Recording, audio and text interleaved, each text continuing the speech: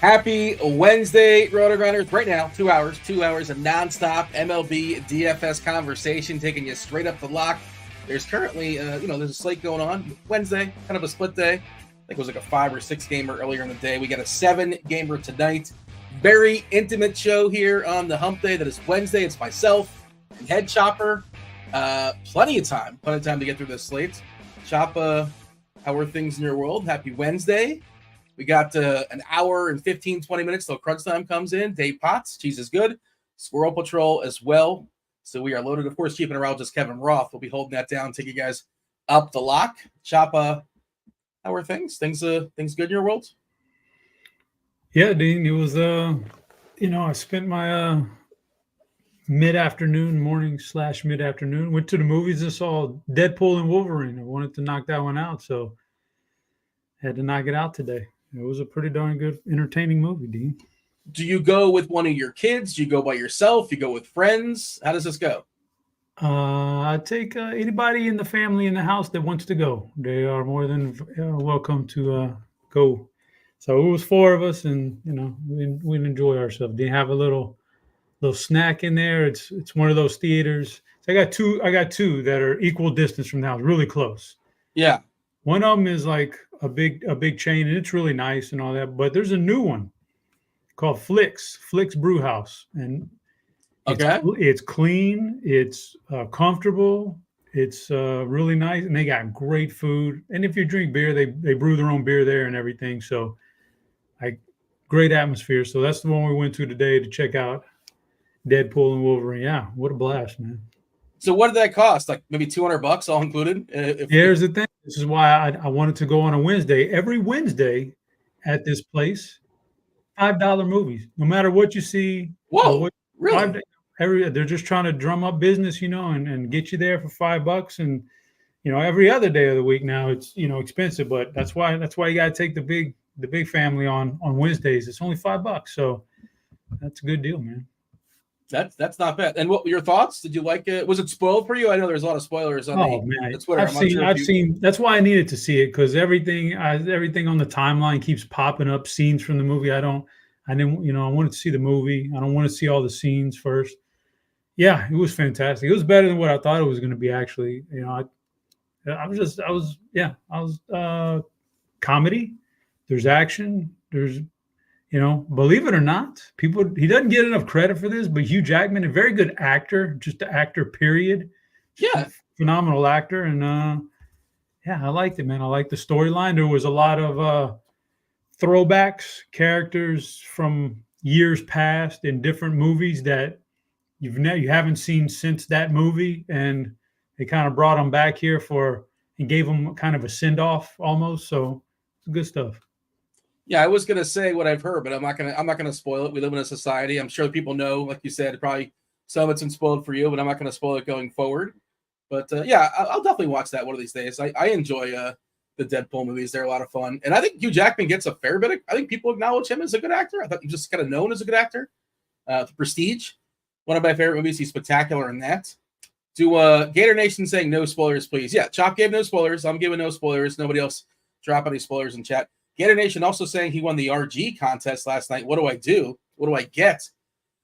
Well, you get yourself a week free of RG Premium. If you were wearing the RotoGrinders badge while you took it down, you get 2 weeks free of RG Premium. Producer Steve or Producer Devin, one of them probably sent you a DM, or they're about to send you a DM and let you know what's going to going on, and they'll juice you up with a week free of RG Premium. Shout out to Gladiator. Says, I'm a simple guy. I enter the live chat, hit the thumbs up, and crack a cold one. Evening, fellas. What are you drinking, Gladiator? Tell us what you're drinking here on a Wednesday evening. What's up to everybody else in the chat? Hit that like button. Follow Gladiator's lead. Do subscribe so you know we go live as well. Turn on notifications. Typically 5 o'clock for baseball, but in the middle of the week, sometimes we do an early show. I know there's an earlier show earlier today, at crunch time at least. Chop, we got a 7 gamer with some spectacular pitching, just some awesome pitching. There are 5 pitchers on this slate that have a K rate of at least, I think, 28.9%. I think it's like 5 of the top 12 strikeout pitchers in baseball this season. So it's pretty straightforward as far as like quote unquote what you're supposed to do. And then obviously baseball things happen, but you're supposed to get yourself a couple really good pitchers and load up on the Mets who are in Coors Field. That's what you're doing in cash games. Is that kind of what you're seeing as far as this slate? I think it's a pretty clear dividing line as far as pitchers that are acceptable, not acceptable. There's one kind of in the middle for me. We'll have that conversation. Got plenty of time for it. But, yeah, what are we seeing as far as tonight's 7-gamer? My goodness, Dean, speak of the devil. The Mets lineup just comes out, and there's no JD Martinez, so I'm going to have to go back and to adjust a couple of things there. But at least I'm seeing maybe. Is Ben Gamble a Mets? When did that happen? Did I miss this? Sorry, I didn't interrupt you, but I see the lineup that says Gamble. Is that Ben Gamble? Oh, yeah, I'm seeing Ben Gamble too. Yeah, gosh. I didn't know he was a Met. Maybe I missed that. So we got to figure it out. At least we got it now, and we can talk about it. But it seems pretty clear-cut. Some really good pitchers at the top.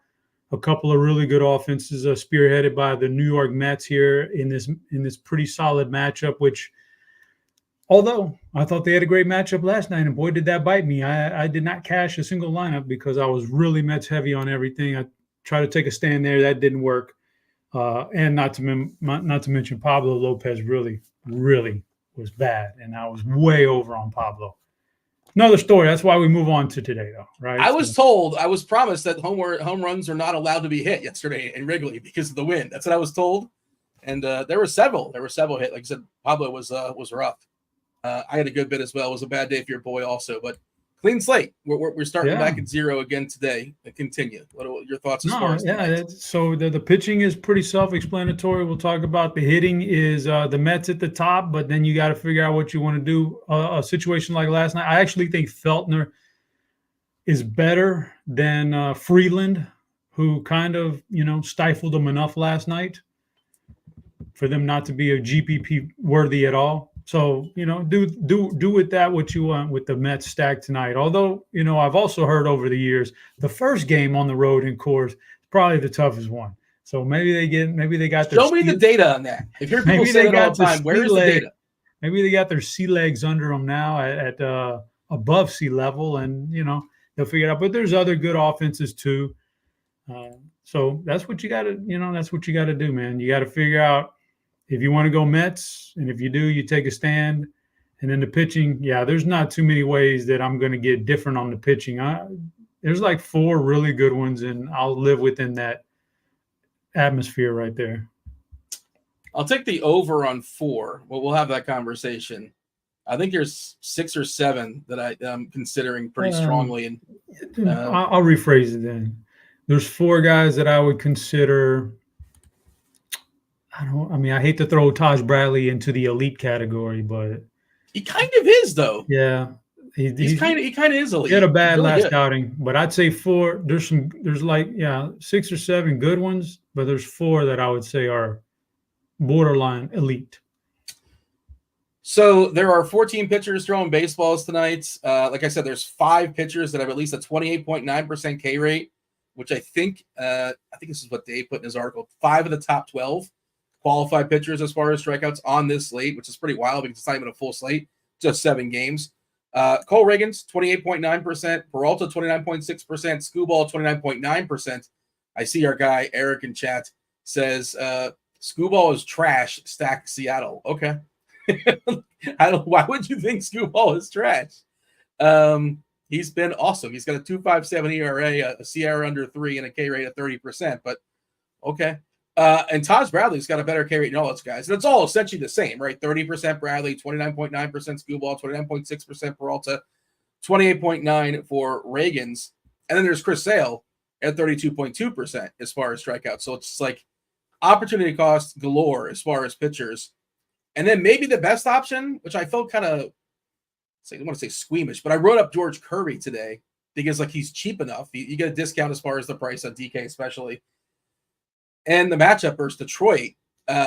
So 11 of Kirby's 23 starts this season, he's allowed 0 walks. He's got a 2.8% walk rate, which is just pristine. It's spectacular. It's immaculate. And he's facing the Detroit team that's bad, and they have the 3rd lowest walk rate against righties. I'm not saying he's going to drop a CGSO, but like there's a chance he goes like 8 innings if he's efficient and BABIP is on his side. So maybe he won't strike out 12, but I can see him going 7+ innings tonight. I did bet him over 18.5 innings at like plus 125 or something like that earlier today. I couldn't get it, but I was shopping around last night. Under a half a walk was plus 175. I think it was MGM. I imagine it's moved since then, but I love that bet in the middle of the night. Unfortunately, my sportsbook does not offer odds for such things. By the way, the Mets lineup, if you guys missed it, is Lindor, Nemo, Jesse Winker, the flirter, Mr. Steal Your Girl, Pete Alonso, Polar Bear batting fourth, McNeil, Iglesias, Alvarez, Gamble, Taylor. You know, I was coming into the slate, Chop, thinking I'm going to fade the Mets because the Mets are going to be crazy owned. I kind of want JD in there because it makes them more appealing. Of course, now they're cheaper and easier to do. It's just one way to be different in the slate. It's like the easy way to be different is just not play Mets. I wonder what people are going to do. But, yeah, I don't know if I like that or don't like that with Gamble. It's sort of I'm kind of thinking about it out loud. Is he going to get played? Probably. How much is Ben Gamble? Probably cheap, right? 3-ish, 3 and change. We know. Well, he'll get played a lot less than JD Martinez was going to get played. So you got that going for you. That helps with the ownership. It hurts the stack. He's 2,700 on DraftKings Gamble. So he's going to get played. 2,700? 27. Correct. I don't know. It definitely weakens the lineup in general. So it goes both ways. You got a cheaper stack now, but you also have a more reason if you were going to fade them already. Now you have even more reason to because it takes out one of their better right-handed hitters and puts in Ben Gamble.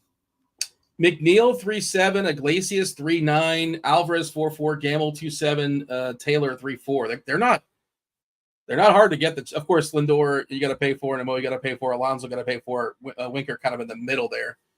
Vulnerable if a lefty comes in. They don't want a lefties in that bullpen for what it's worth. JD I would imagine available off the bench if the situation calls for it. Yeah, all right. We have all the lineups with the exception of the 2 later games, Detroit, Seattle. Although, I mean, we'll have the conversation. I don't know if I need the lineups for Detroit, Seattle, because I don't anticipate rostering players from Detroit and Seattle. We have a 6 total, despite the fact that Eric thinks Scooball stinks. 6 total. We saw it yesterday. It didn't work out, obviously, in Wrigley. That was win related. This is like just awesome pitcher related and rough offenses to some degree, especially on the Detroit side. Scooball, Kirby, 6 total in Seattle, and a good pitching environment. And then Philadelphia and LA, which I kind of think is the game that can really shake up this slate. Tyler Phillips, clock struck midnight for him. He got his face punched in, almost 27 years old, not a prospect. He was pitching well his first, I think, 3 games or so. But tough matchup here against LA. Of course, Ohtani is outrageous as far as the asking price, 6.7 on DK. But, the bat, the wheels, he's nobody's better positioned for success. I think you're going to get those teams kind of low owned, relatively speaking. It's just a 7-gamer. But we'll have that conversation later. Yeah. Anything else as far as the overview before we kind of dive in and break down these pitchers? No, Dean, but I'll have you know that in the top of the 4th inning, Aaron Judge just singled, so I hit his total bases prop, and I had parlayed it with Jordan, who it looked like last night was getting a little warm, so 2 for 2, baby. Let's go. I'm rolling. What was the first part of the prop? I heard Jordan. I saw Jordan bang one out. What was the other part? I had Jordan. They gave us a couple layups, I thought, this morning. Jordan over 2.5 bases. He was, he hit his home run last night. He's kind of once he gets into a groove, that's good. And Aaron Judge over 1.5 hits, runs, RBIs. I thought that a lot of times they'll put his number at 2.5 because, he's Aaron Judge, man. He's like one of the best hitters. So when you see a 1.5 against a very mediocre pitcher, I'm always going to jump on that. So he just got a single, which pushed him over because he scored a run in the first inning. So we're good, man. 2 for 2. Let's go, Dean. I should shout out to Grant. You guys know Grant Neefer does the turd bombs. I think he's got 2 so far today. Ketel Marte and Jordan Alvarez tweeted out there on the Twitter account. I believe it's under, what is it usually in the MLB and the home run account? I think is usually we're going to find them. Of course, you can get access to scores and odds. He's got other bets tied to it as well. But he's got 2 more playing, so he's got a chance to go 4 for 4. So good luck to Grant and those that have tailed. Okay. So I don't know how to figure out who the best pitcher is here. I wonder if you have a take. I'm not going to sit here and fight with you. If you think Chris Sale is the best pitcher, sure. Not going to argue. If you think it's Skubal, I'm not going to argue. If you think it's Reagan's, I'm not going to fight you. Peralta, Kirby. Do you have a favorite amongst this group as far as ownership? We're seeing 39% for Kirby on DK. I think that's mostly because you're getting a meaningful discount. He's only 8.8. Skubal 10.1, Sale 10.3, Reagan's is 9K. And of course, the matchup is pristine as well. 39% for Kirby, 29% for Skubal. We have, 28% for Sale. So it's pretty condensed, right? 27% Reagan's. Even our projection team, as far as ownership, they're kind of throwing their hands up. Does anybody sort of separate themselves for you? Or I wish I had a take. I'm fine if I have Kirby. I'm fine if I have Skubal, Sale, Reagan's. I think Peralta is my least favorite amongst those 5, but I'm not going to besmirch. Eric Fetty, we'll talk about him at 14%. He's kind of the cheapest option I'm willing to play today. And then there's Taj Bradley, who you mentioned, only getting 12%. But again, he's got the elite strikeouts. Can you parse through this, Chop? It's just whoever fits. How are you handling starting pitching today?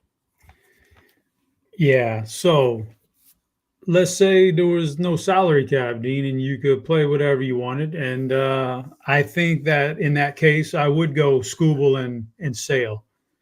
But that is a massive discount for George Kirby. So he's my favorite pitcher because of that discount.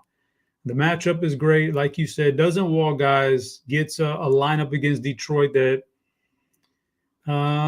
debatable, on this slate, but it might be the best offense that you want to face as an opposing pitcher. I mean, Colorado's bad, but at least that's in Coors Field. These guys, Detroit lines up with a lot of high strikeout guys and a lot of low power hitters. So Kirby, in the friendly confines of his home stadium, should really do well. I'll take the discount. He's my number 1. Sale and Skubal, I can't just, those guys are both neck and neck. They're the same guy to me, both high strikeout left-handers. And the matchup is, I don't want to say it's scary for both, but it's really similar for both in that you can get you some strikeouts against both these lineups. But both these lineups also have some power in them and can hurt you at times. So I think those guys are neck and neck. For me, number 4 guy is Taj Bradley, and not Peralta. I would say that because I just think he had a real hiccup last time. Although Peralta's got a little bit more of a discount, but I can still live with the 9,200. I think I'd almost rather go the 9,200 for Bradley than I would spend the extra 1,000 for either of those 2 left-handers. It's pretty close. But Bradley, I just think he had a really poor game last time. He was showing signs of being an ace before then. St. Louis lineup is confirmed. There's 6 left-handers in that lineup. He's actually, I don't want to say he's full reverse splits, but he's actually better, slightly better against he's not. Some guys get beat up by lefties, and you say, "Oh man, that's 6 lefties. Maybe I shouldn't play this guy." He's actually slightly better against lefties. He actually strikes out a lot more lefties. He's over 31% against lefties strikeout. I kind of lean Taj Bradley as my second guy here, man, paired with Kirby, just because of the savings I get from the other 2 guys, who I think are phenomenal. And if I can squeeze one of those guys in, it will be Skubal. But for me, that's the clear 4 that I'm looking at. And Peralta's on the outside looking in, as are a couple other guys. Reagan's not even in the same tier as Peralta to me. The one guy who is kind of in that tier because of the salary that I twist my arm. I actually have to have this savings in money. Eric Fetty is actually kind of jumping out as a very playable guy against this Tampa Bay lineup that is going to have a lot of strikeouts waiting to happen. All right, I did what I mentioned. You guys are probably seeing it on the scroll. It is Wednesday, so of course that means it's Wheel Wednesday. Is it Trivia Day? No. Trivia Day is Movie Monday and Fleet Thursday. Tomorrow is Athlete Thursday. I assume there's a slate tomorrow. I have not looked just yet. But yeah, do you secretly like the trivia shop? You play along at home? You play I the home love version? playing. Like if I'm sitting on the couch and I see a Family Feud, a Celebrity Jeopardy, or Who Wants the new version of Who Wants to Be a Millionaire celebrity style is on too. Any of that stuff, I stop and watch. Yeah. Oh, have you seen the 1% show, Dean? It's a new trivia show. It's pretty cool. I watched the first episode with Patton Oswalt. Yeah, I haven't seen any beyond that, but I thought it was pretty interesting. It's pretty, it's pretty clever. I kind of enjoyed it. I would go back to it. I used to love game shows when I was younger. Just there's so many things to watch now. I don't get a chance. You got to prioritize things, but yeah, I'm in on all that stuff. I'm perfectly fine. I think they're all on Hulu. You mentioned the new Millionaire show with a bunch of celebrities now. I think it's pairings.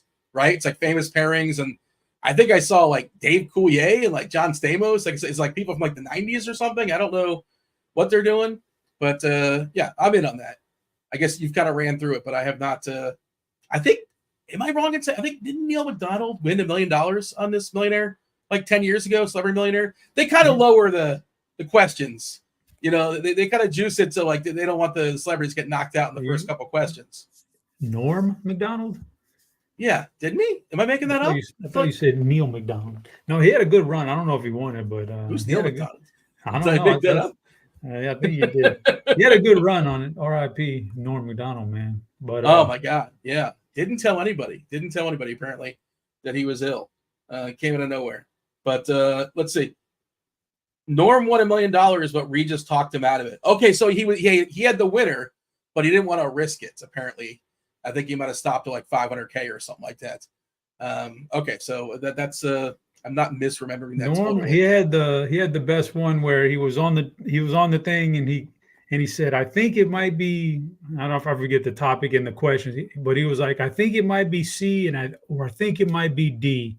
So maybe I used the 50-50 and he says, there's not a guy back there who's listening to this, and then when I say that, he's gonna just leave C and D, and I'm like, he had a good one. There's definitely a guy. And then he said, okay, I'll use the 50-50, and it was C and D, and he was like, everybody was laughing. Norm was a good guy, man. Norm was a good guy.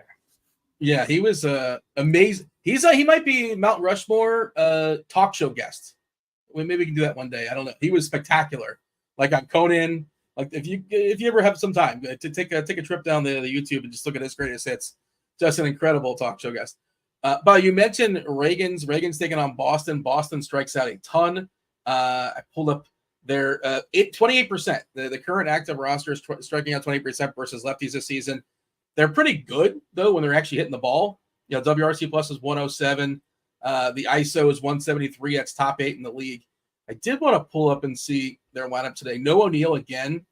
I guess he's still ill. Reagan's also has these interesting splits when it comes to strikeouts. 30.8% versus righties. 21.2% versus lefties. Was that the same? Yeah, and like last year, the same deal. 30.5% versus righties. 23.7% versus lefties. So he has reverse splits when it comes to Ks. And how many righties do we have in the lineup? Refsnyder 1, Gonzalez 2, Wong 3, Jansen 4, Sogard, I presume, is going to be hitting righty. He stinks either way. And then Raffaella. So that's at 6. I believe I counted 6 righties. Collectively, 28.3% as far as striking out. You got Devers, who's, he mashes the ball when he hits it, but 34% Ks versus lefties this year. Sogard, it's a small sample, so that's inflating a little bit. Only a couple of bats. Raffaella, but I like Reagan's a good bit. I did rank him. I pulled up my rankings earlier today, and you have to put a number on it. I had him. This is with the salary and whatever. I have Kirby 1, Skubal 2, Sale 3, Reagan's 4, Bradley 5, and I put Fetty 6, and Peralta would be 7, but you can only rank 6. You mentioned Fetty just because I might need it. If I might need Fetty. He's the last guy I'm willing to roster. You mentioned picking on Tampa these days. Tampa yields a lot of strikeouts. Let's go ahead and pull up their strikeouts as far as the current lineup today. Same deal as yesterday. The only one that actually doesn't strike out is Yandy Diaz leading off and not offering a lot of power, but he doesn't strike out. Not patient either, 6.9% collectively as far as just getting himself a walk. But 28.7% chop, 28.7% collectively this year, striking out versus righties. Not that Fetty is like an amazing strikeout pitcher. 21.4% is fine. Now it looks bad on this slate because by comparison, if you're shopping around, they added Christopher Morel, who's got a ton of power, but he strikes out a lot, 25%. Dylan Carlson has been horrendous this year, 32% strikeouts, no power. Siri almost 37%. Mead in there at 28%. Jackson almost 40% for Alex Jackson.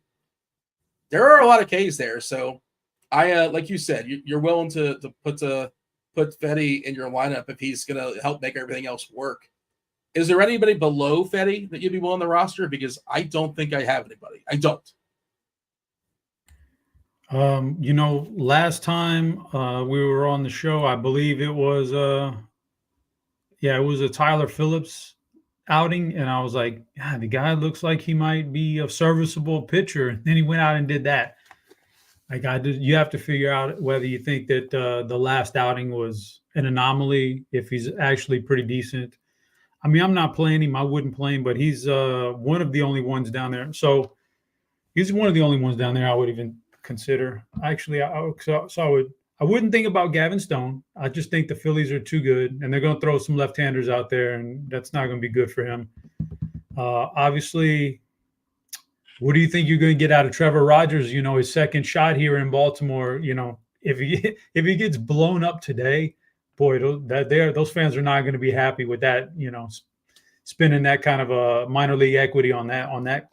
Did they actually give anything up for him? I thought it was just they were being cheap. Who'd they give up for him? Wasn't it like two extremely serviceable minor league players with that was about the best package anybody got probably at the deadline, I think, just because their farm system is so loaded that you can't help but to get a good one if you're dipping into it. Yeah, they got two. Kyle Stowers and Connor Norby. We saw Norby get a cup of coffee. Norby was actually has some potential. Stowers has a chance too. Yeah, those are pretty good. Yeah, I thought they could have got a lot more, but shout out to Kikuchi, man. He's delivered 2 solid outings for the Astros. So, so there's Trevor Rogers. I'm not touching Bowden Francis. We'll talk about those in stacks. Feltner, the one guy who was intriguing. I wish it wasn't Coors Field. If this thing was if Colorado was on the road, I would have some interest in Paul Blackburn. I can't do it in Coors Field though. But yeah, I think Fetty is the cutoff line.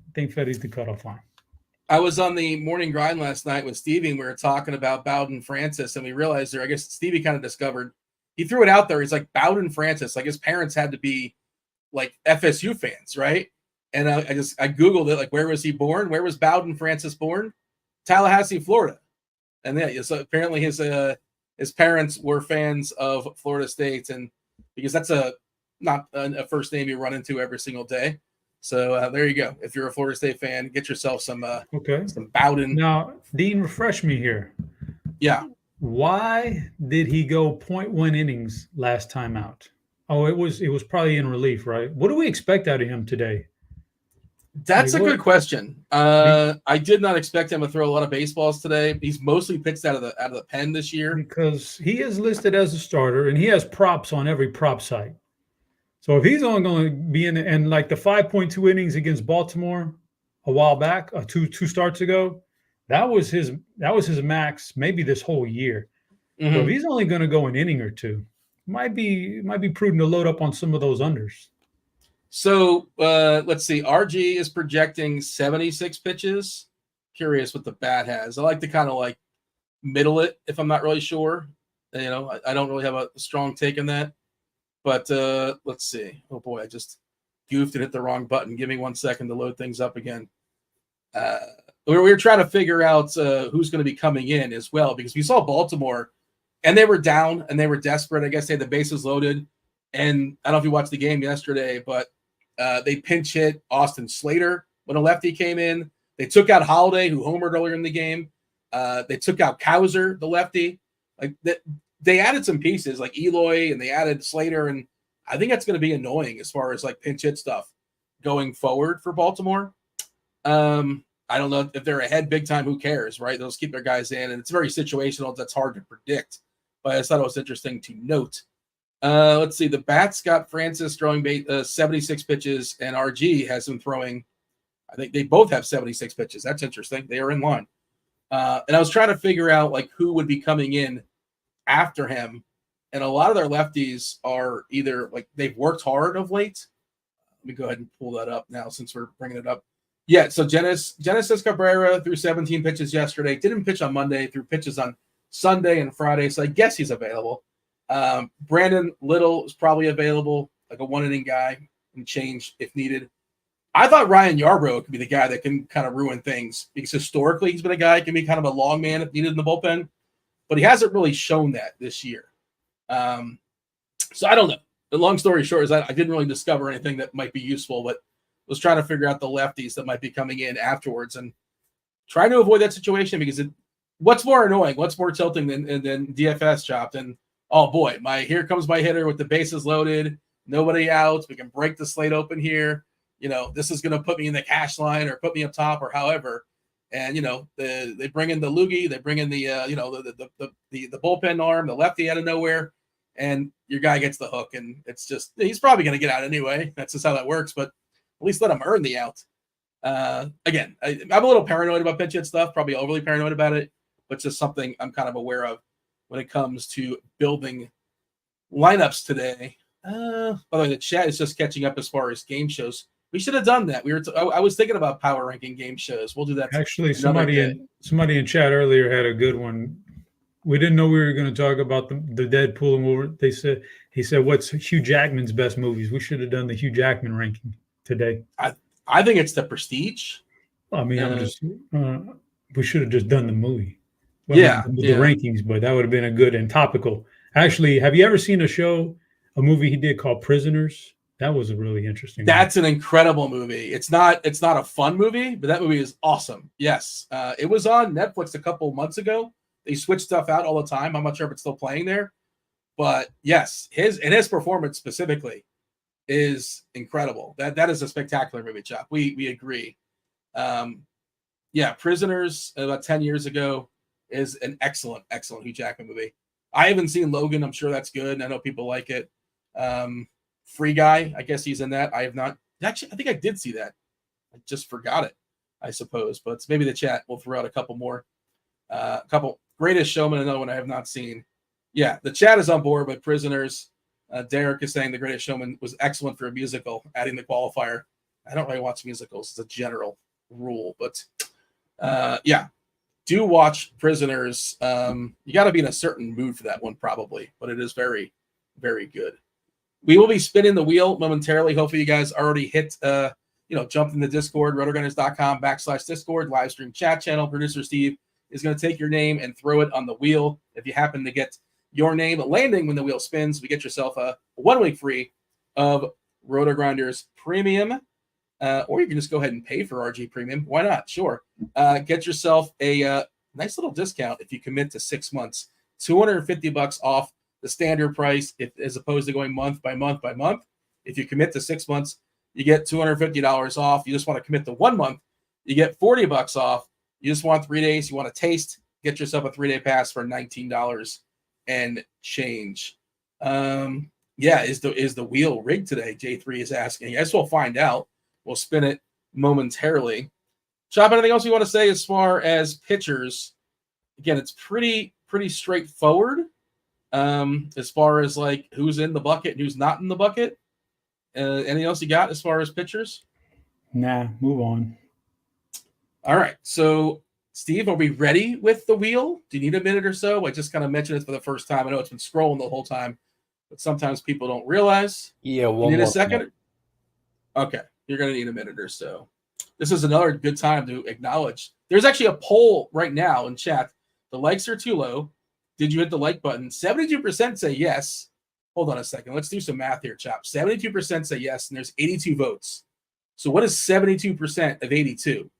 That's like 60, right? Do we have at least 60 likes, or are there liars out there? I don't know. I don't have the number of likes pulled up currently. But we got them at least 60 for sure. I would imagine so. Oh, we have 86. Okay. All right. So hopefully there are no liars out there. If we get to 100 likes, and it's like 14 more, we'll get two winners on the wheel. So if you haven't just yet, do go ahead and hit that like button. Gator Nation's telling me now it's 92. So the more we mention it, why? Like, we got to beg and we got to grovel, Chop. This is how it goes, I suppose. But yeah, hit that like button. If we get to 100 likes after the first spin, we'll give another week away of RG Premium. Steve, what do you got for the people? I'm going to shuffle it up, and it looks like we already hit over 100, so we'll do 2 spins. Let's do it. Shuffle. You got to give the illusion, Chop, that it's real. Look at it. Look at all the names moving around. It looks totally believable.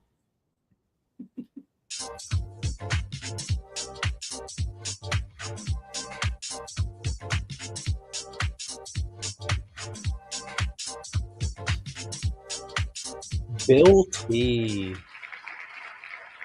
All right, shout out to Bill T. First one, let's remove them. Shuffle it up again.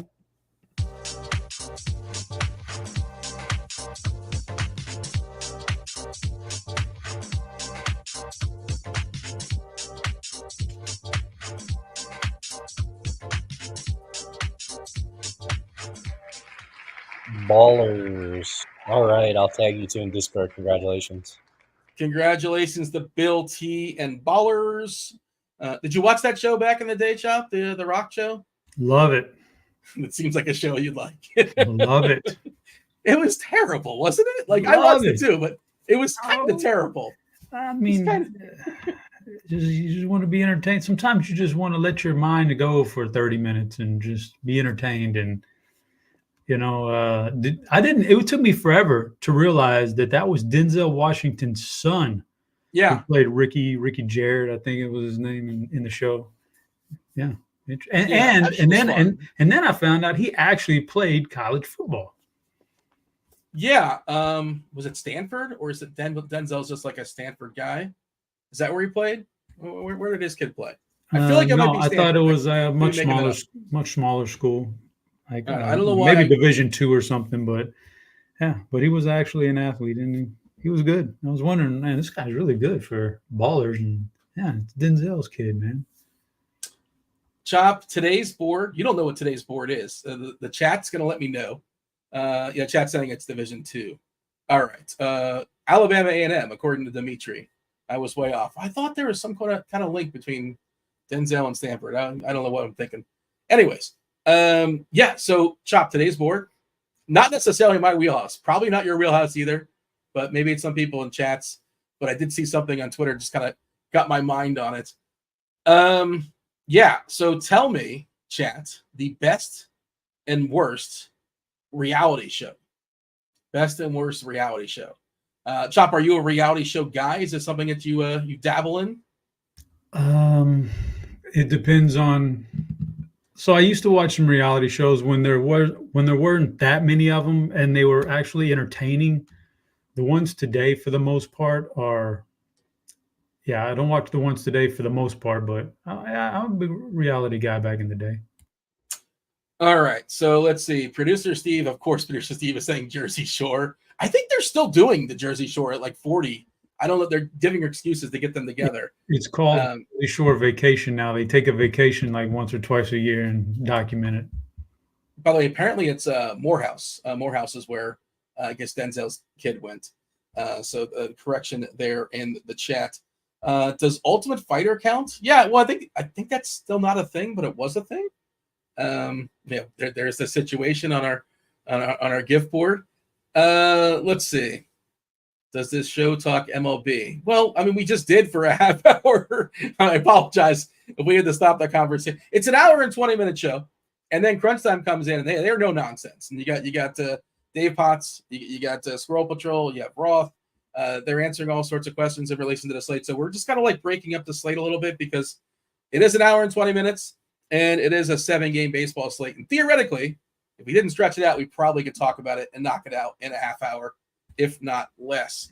Okay, Dean. So I'll chime in here, Dean. Yeah, what do you got? You chime in. So I would say reality TV really took a nosedive when you could watch it and you could tell that it was scripted. Like there was a certain point back in the day, reality, it felt, I don't know if it was, I don't know if Real World was real or if it was semi-scripted, but it felt really real, like it felt real. Survivor season 1 felt real, Nowadays, you got these crazy housewives and stuff like that. Everything seems so scripted, and I don't even watch any of that. But so my thing would be, I think real. I always wanted to go kayaking. Funny you say that. My best friend happens to be a kayak specialist. Well, here we go. Yeah, and the worst part of the today's reality is when they do the, what is it like? There's something going on, and then there's always like the cutaway scene of the guy interviewing, and it just happens to be pertaining to what's happening in real life. The confessional, and boy, when you can tell that they're reading off a script, that's just awful. And you can. So anyway, I would say reality for me, real world is way up there because in the beginning it was pretty awesome. That led to Road Rules, which was cool too in the same genre. I think Survivor was actually a trendsetter. American Idol is reality TV back in the day. It's still awesome. American Idol still awesome. Today, the reality TV I'll watch is The Challenge on MTV when they get all the challenge up and then do all that, because I like that competition in there. I'll watch. Well, I guess you would consider Hard Knocks reality TV, so I'll watch some Hard Knocks. Yeah. But that's kind of where my head's at. I mean, there's also somebody that has to edit this stuff and they have to piece things together. So there's a lot of it's kind of they have to force storylines that don't exist. Like I understand the editor's dilemma, and you have to go through hours and hours and hours of footage. But a lot of it is nonsense. And they call it reality TV, but of course, as TJ's saying, I don't consider Kardashians, Housewives, Jersey Shore reality. But yeah, Survivor, same kind of deal, like things that actually happen, but they're also like manufacturing storylines to some extent. Cops was an interesting, that might have been like the first reality show. You kind of forget about Cops. Real World for sure. I thought Real World was pretty real, or as real as it could be. There was a reality show on like PBS in the late 70s. And the only reason why I know this is because HBO did like a movie based on it with James Gandolfini, and many, many years ago, obviously. But I was going to say one of the first ever probably Cops as far as reality shows. Flavor of Love, getting some love in the chat. He's been awesome as far as I see him popping up in social. He's helping out the ladies for like the water polo team over there and for the Olympics. Like some of them having issues with bills, like they're not getting paid well. Does Fear Factor count as a reality show? Yeah, I would say so. Joe Rogan hosted that many, many years ago. You mentioned Road Rules, like the comedian, one of the more popular comedians these days. Theo Vaughn was a contestant, not a contestant, but is contestant the right word? He was just on the show. He was on the road. All right, American Pickers I've never seen. What's the one where like the American Pickers is good. Speaking of like fake reality shows, Chop, what's the one where like they go, yeah, I got this like 1932 magazine. It was in my grandpa's attic for so many years, and like they know everything about it. Like instantly. That's American Pickers. Is that? Yeah, that stuff is like there's a heads up. Like they know, they investigate this stuff before it's presented to them. I don't know. Yeah, probably, but he's pretty knowledgeable. The one that's Storage Wars. That one, it's reality. That's a good one, but they used to juice those lockers, though. Yeah, they were planting stuff in the lockers for the show. That kind of sucks, but that's a pretty good one too. But the thing is, like hundreds of people probably like quit their jobs and say, "Now I know what I'm going to do, honey." Yes, I'm going to go. It was a trend. They're making millions. It made a trend for a lot of. Yeah, it was. And they went broke because all I got is a bunch of nonsense every single time. Like for some reason, the guys on TV get this like gold. Yeah. Also, I got a message from. I don't want to say it was Kirk sent me the message. I'm keeping it anonymous, but I got a message saying his favorite reality show was Naked and Afraid, the all-male version. So I don't know if that's true or not. Is there an all-male version of Naked and Afraid? I don't know. I don't know if that's true. I feel like you're making that up. I know that does exist. Editor's nightmare, I'd imagine, for Naked and Afraid. Probably a tricky show to edit. By the way, Chop, side notes. We'll get to the baseball in a second. Don't worry, it's plenty of time. If there is a reality show, Chop, what's the one that you would have the most success on?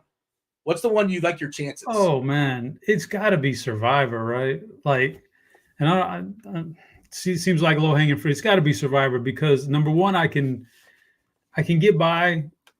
I can play a semi-sociable game if I need to. I can lay low. I know when to lay low and not be like the leader. The leader's always going to get knocked off if you're too vocal. So you got to lay low. You got to lay back to the right time. Like I can survive on it. I don't mind being alone, man, on an island. I don't mind like dropping the whole world behind. I don't. and I can eat the fish. I can catch the fish. I'm a good fisherman. I can survive out there, and I could like. Can you make fire? It'd probably take me about a couple of days to learn how to make fire out of just like sticks and stuff, but I'm pretty sure I could figure it out. The board, by the way, I have Survivor #1, like 50 seasons or so. I think it's still spectacular. I don't watch a lot of reality shows, but I do watch Survivor. It keeps reinventing itself. Jeff Probst is the greatest reality host of all time. I don't think there's a conversation about that. I don't know who would be second. The Mole was a show I thoroughly enjoy. It's been reborn on Netflix many years ago. It was on like ABC with like Anderson Cooper was the host. That's a fun show, worth checking out. Hell's Kitchen, I've only seen like mostly the GIFs, but this Gordon Ramsay character is interesting, I suppose. Throw him in the middle. I've only watched again a little bit of the Hell's Kitchen. What's the other one? The bar rescue guy. I think he's kind of interesting, but I don't. Again, that's one that feels like it's probably made up. Initially, I put like whatever is currently playing on Bravo, but that's too wordy. So in the fourth tier, so I just put The Real Housewives. Any of them, any season of The Real Housewives. Just an absolute disaster. Again, whatever I've seen of it. And Chop, I don't know if you know this. This is actually real. There's a reality show called MILF Manor. I haven't seen a second of it, but I have seen the 30 Rock episode, which I'm pretty sure inspired it. Devin reminded me of it. If you've ever seen 30 Rock, fun show on NBC, shout out Tina Fey. But they did like a spoof of like a reality show called MILF Island. And I think somebody watched that and said, hey, we should make this into a real reality show. And they did. And I imagine it's terrible. I don't know. Cash Cab getting thrown out in chat. That's a fun show. That's not made up. Yeah, that'd be a good time to get thrown in the Cash Cab. Yeah. Is that still a thing? I don't know. Yeah, I've seen maybe not lately, but I've seen Cash Cab's good. I've never heard of MILF Manor, so I'll let that Real It's Housewives. real. The Real Housewives, any of that kind of genre could have been number 5 for me. I don't like any of that. That's not it. But you did the one thing I do want to correct you on. You said anything that's playing on Bravo that's reality is. Is there something good there? Top Chef, I believe, is a Bravo, and Top Chef is a very good show. So Top Chef would be in one of my top 2 categories, or in those tiers. I wouldn't maybe not list them today, but Top Chef, very good. Padma, ooh. I'm being told in chat that apparently Kitchen Nightmares is better than Hell's Kitchen. Yeah, I can't keep up with Gordon Ramsay. I feel like he's got like 17 shows out there, but I can't tell you which one's better. And T from LOC with the comment of the day so far says Chopped should be Chop's favorite show. Which that was a very good show. That was a very good show, man. Reality show. That's the same as the other cooking show, I imagine, essentially. I don't know. I don't really watch those. Is that not similar to Top Chef? No, not even close. Chopped is like a 1 hour, new contestants every show, and you've got the different round. Have you never seen Chopped? I don't think so. I assumed it was a cooking show. Top Chef travels the whole season, and you're eliminating one each week till you get the Top Chef, which is really all. Chopped is like 3 or 4 of them, and they're going at it. And you've got your appetizer course. Somebody's going to get knocked off in that episode. 4 new chefs or 3 new, whatever it is, every episode, all the way down to the dessert round where there's 2 of them, and one of them is going to be chopped and one's going to be crowned the winner of the show. Oh, it was an entertaining show. I haven't seen it in a while, but that's very entertaining. Hoosiers Hank Banner says, who's the guy that trains the dogs? Yeah, it's not Dog the Bounty Hunter, but there's a dog trainer guy. The Dog Whisperer. Is that what it is? I know I've seen it before. What was his name, man? Yeah. I don't Caesar. Yeah. Oh yeah, he kind of still does that on TV a little bit. I've seen him he's old now, but I seen him the other day. He was on Is there. the nanny thing, is she still doing her thing? Is that still with the naughty chair? Fran Does she still exist? Fran Drescher? No. That's not Fran Drescher. There was this lady that would come in and like if your kids are bad, like she would get them straight somehow. Straighten them up. All right. Let's talk about our favorite games. Again, 7 Gamer, plenty of time to knock this out. 707 wife swap. Is that still happening? They had celebrity wife swap, and there are some funky combinations they threw out there. Anyways, Trevor Rogers, Bowden, Francis, 9.5 total, one of the biggest totals here on the board. Baltimore has a team total above 5. Bowden, Francis not expected to go very far in this game. We're at 75 pitches or so. I guess he can go 4 or 5, depending on how efficient he is. But yeah, Chop, where are we putting Baltimore and the Blue Jays? The Blue Jays are very cheap. Baltimore also cheap. Kobe Mayo's 2-2 on DK. Jackson Holiday still just 3-2. There's a lot of cheap pieces to make Baltimore work. Where do you have the Orioles and the Blue Jays? Let's just start it off with a bang, Dean. Baltimore's going up in Survivor for me. I mean, Bowden, I don't know what I'm going to get out of him. 1 inning, 3 innings. I can't imagine it's going to be very much. I really like Baltimore in this one. They've got a good lineup, and so it's time for them to start showing some more offense here.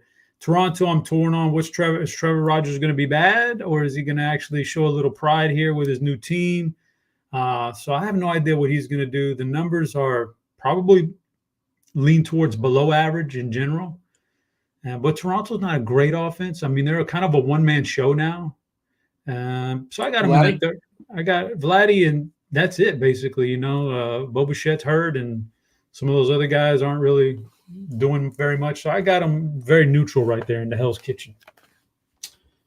Yeah, the Rodgers thing is I'm kind of a Rodgers truther, at least I was. I'm losing faith. You know, he's got a 4.76 ERA, and the Sierra says that's right. 4.83 Sierra, too many walks, almost 10% walks, 9.9%, not enough Ks, 17.8%. Baltimore did see something in him, you know, to trade for him.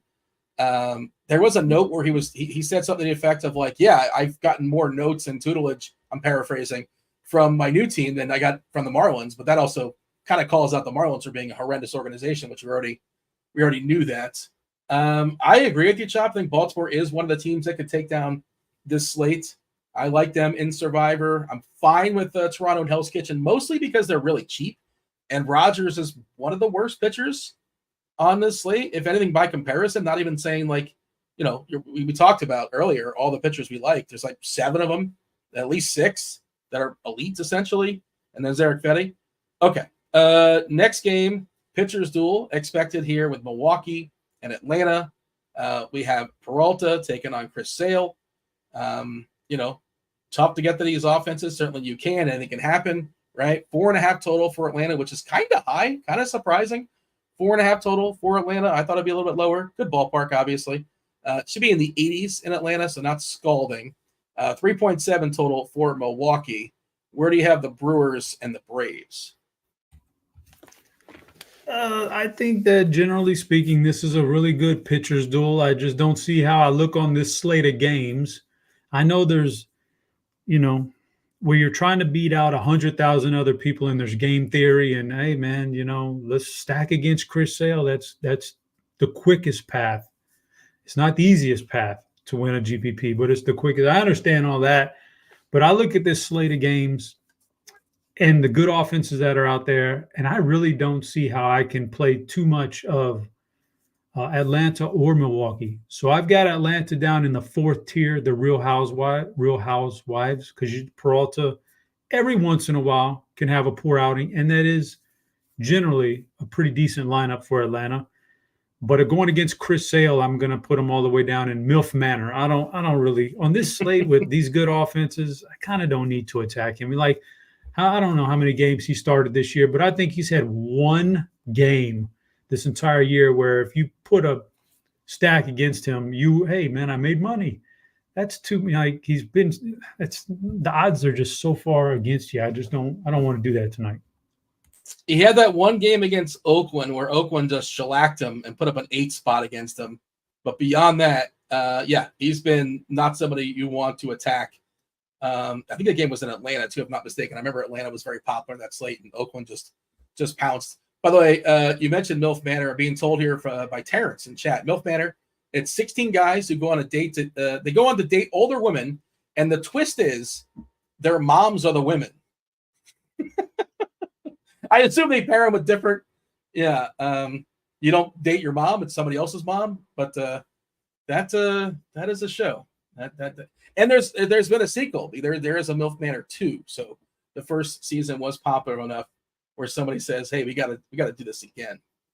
Okay, moving on as far as our favorite stacks. By the way, Chop, you got the BBP special, the BBP suggestion, the knockers, all that stuff is ready to go. We need it, right? Have all the information we need for the show, Dean. All right. Do we have a certain threshold as far as likes? I know we cracked 100 earlier.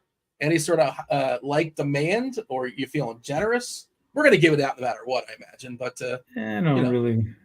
It's a small slate, Do what you got. Do what you got to do, guys. Please get some. So, how many likes do we have, Steve? We had over 100 when we gave out the second week of RG Premium. So we I would imagine are at 160. There we go. So we got 160 likes. I'm just trying to do the math here. We have 160 likes, but there was 166 votes for that poll earlier. Like, where are we at here? Like, can we get anybody who voted for the poll? Can you go ahead and hit the like button too? I mean, seems pretty. But anyway, yeah, I got the stuff queued up. We're gonna do it regardless. But it would be nice to get some likes.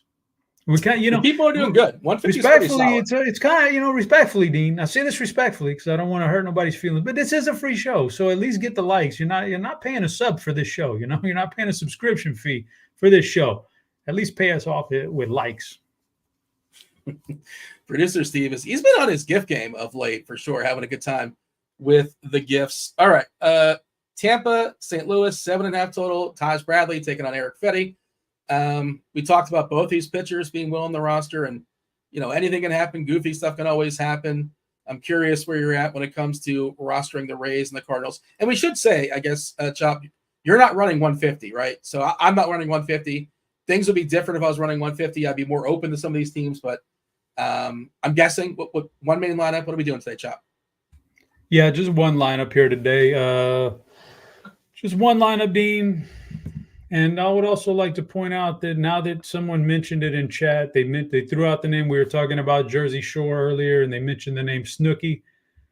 I don't know if how many people have kept up with the Jersey Shore, the new stuff, but it's amazing that after all these years, and JWoww back in the beginning, and Sammy Sweetheart, and all those, we're now in 2020s, and Snooki actually has become the best looking, most attractive out of all of them. It's bizarre like that. It's bizarre, crazy how that works. I haven't followed very closely. I'm aware of some of the names just kind of pop up. I don't seek it out, but sometimes you just can't miss it. I'm just shocked she's only 36. I thought they're like in their 40s now. Yeah, she must have been like a baby or so, like 18 or 19 or when she was on the. When are the original Jersey Shore? In my head, I was thinking like 2005, 2008, maybe 2010.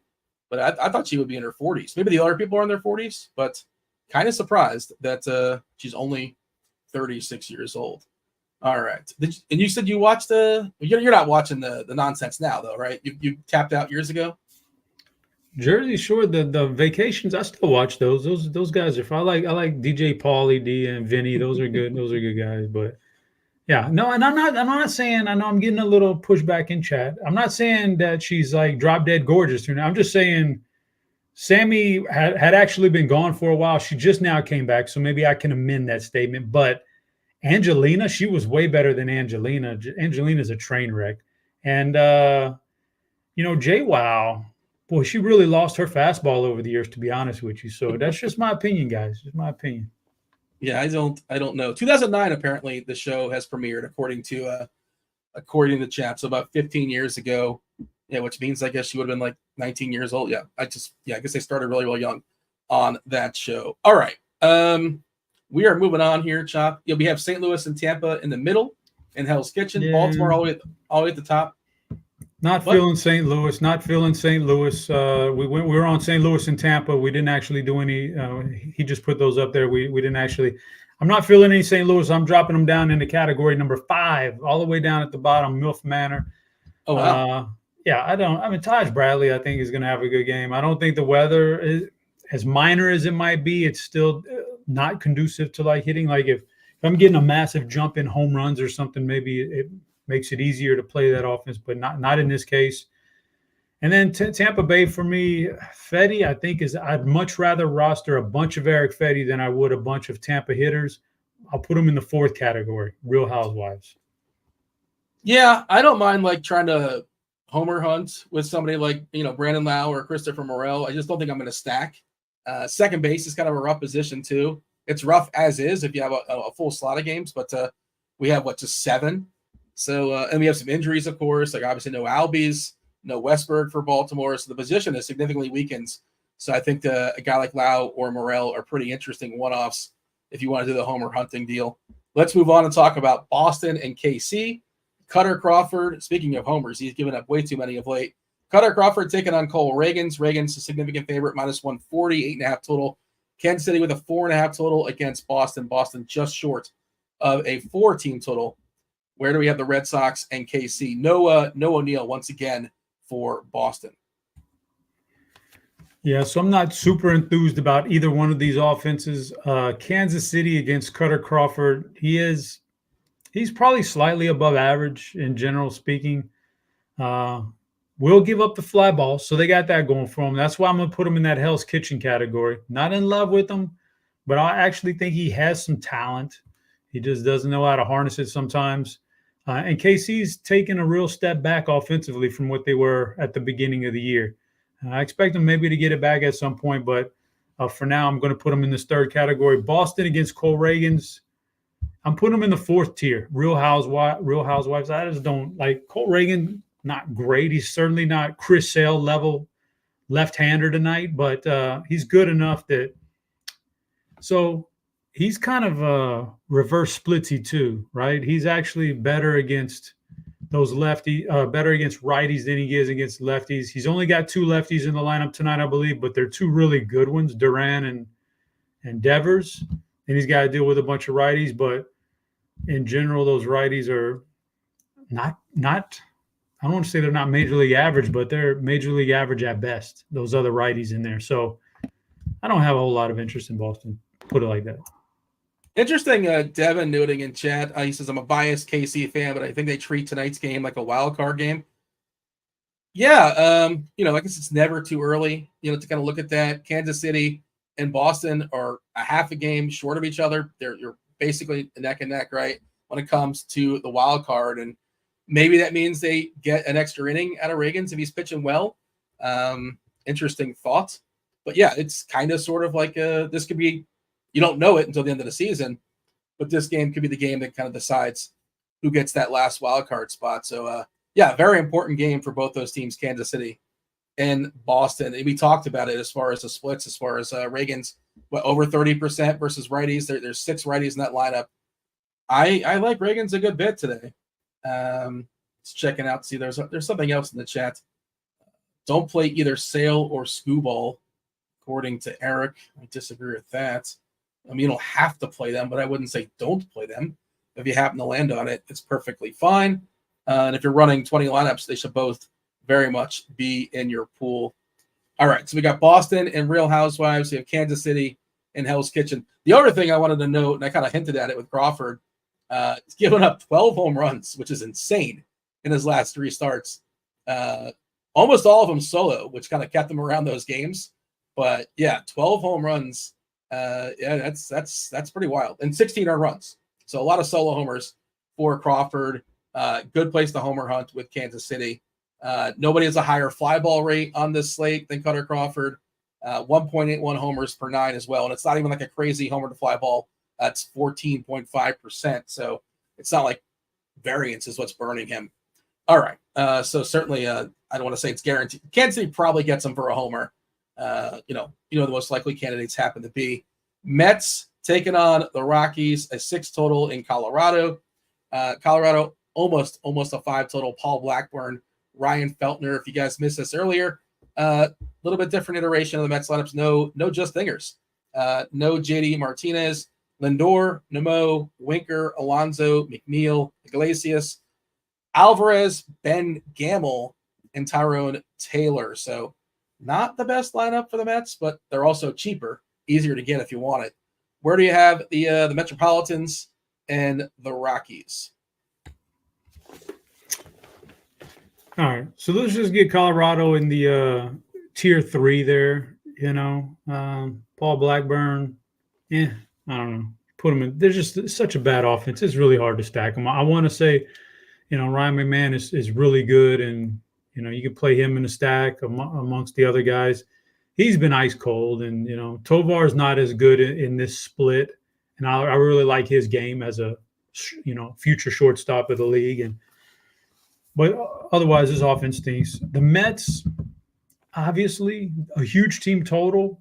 and they probably deserve to be in the survivor tier. But if we're doing the whole game theory thing and super owned, I'll put them down in the mole just because as far as raw runs tonight, yes, they're my favorite to score the most raw runs, but we got to deal with ownership. So let's drop them down a notch. All right. Game theory is knocking the Mets out of Survivor and into the mole. And yeah, I'm trying. I'm not sure what I'm gonna do just yet. Of course, I'll figure out when I get off the show. But I have a shell lineup that has a Philadelphia stack that I think I might be unleashing in single entry.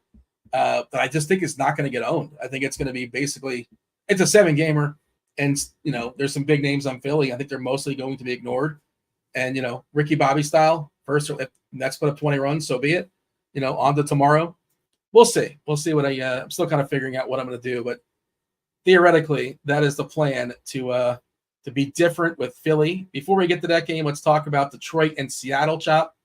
Tarek Skubal, George Kirby. We're looking at a 6 total. No lineups just yet for either team, unless I missed it. I think we just got a note here on Twitter. Boston put Tyler O'Neill on the IL. I thought he was sick. Now they're saying he has a leg infection, which I guess is kind of a sickness. So yeah, O'Neill just jumped on the IL for Boston. All right. Detroit and Seattle. Can you get excited about either team's hitters? No, I don't think you really can. Detroit for sure is a 5th tier team. Detroit for sure is down at the very bottom. Kirby's just not going to give you any free passes, which usually help with your stack in a lot of different ways. So you're not going to get that out of him. He's just going to be really rock solid. It's not a good lineup anyway. Seattle, I'll put them in the Real Housewives tiers just because every once in a while they strike out a lot, but they do have some power against left-handed pitching. And, every once in a while, Skubal can be had. Like every once in a while he has an off game, not very often. But just for the sake of not wanting to put them both in the bottom tier, I'll put them in Real Hot. They got more potential to me, slightly more potential tonight than the other team. Chop, Devin in chat says he's saved up 70,000 DK crowns so far this baseball season. Any reason to save those or start dumping them for entries? They once did like a sale during, I want to say, like a Black Friday sale, where like you could buy things in their market that were like at a discounted price. I don't know if they're doing that anymore. That's one of the reasons I was saving them. Also, I guess for like tax reasons, depending on if you're up or down for the season, you figure out how to manipulate those. But I'm curious, Chop, what do you do with your crowns? Do you happen to use them all the time? I mostly compile. Yeah. How many do we have right now? I compile them for the. I don't know how many I have. I'd have to look, but probably about once every sporting season, let's put it like that. I'll compile them, and at the very end of that season, like we're coming up on the end of the month for baseball to me, I'll probably use them in a baseball contest. And I probably like to limit it down. I don't want to put them in a GPP, a big GPP, because you're probably giving it away. It is basically like cash if you can cash it. So I want to kind of reel it in and put it in a small single entry or even like a 3-man or 4-man high dollar contest. That's what I use them for the end of each particular season. I don't think I've ever bought anything with DK crowns from their store. I have no reason to do that. No desire to. Anything they have in that store, I can find cheaper and better elsewhere online. I don't want to spend my crowns on that. It's like cash, man. I don't want to just blow it. Well, I got like a discount on a phone. I got like an iPhone there, and you didn't get the package that time, the free gift with all the phones and stuff. Dude, I'm on Onyx. Are you serious? Onyx, I'm on Onyx tier.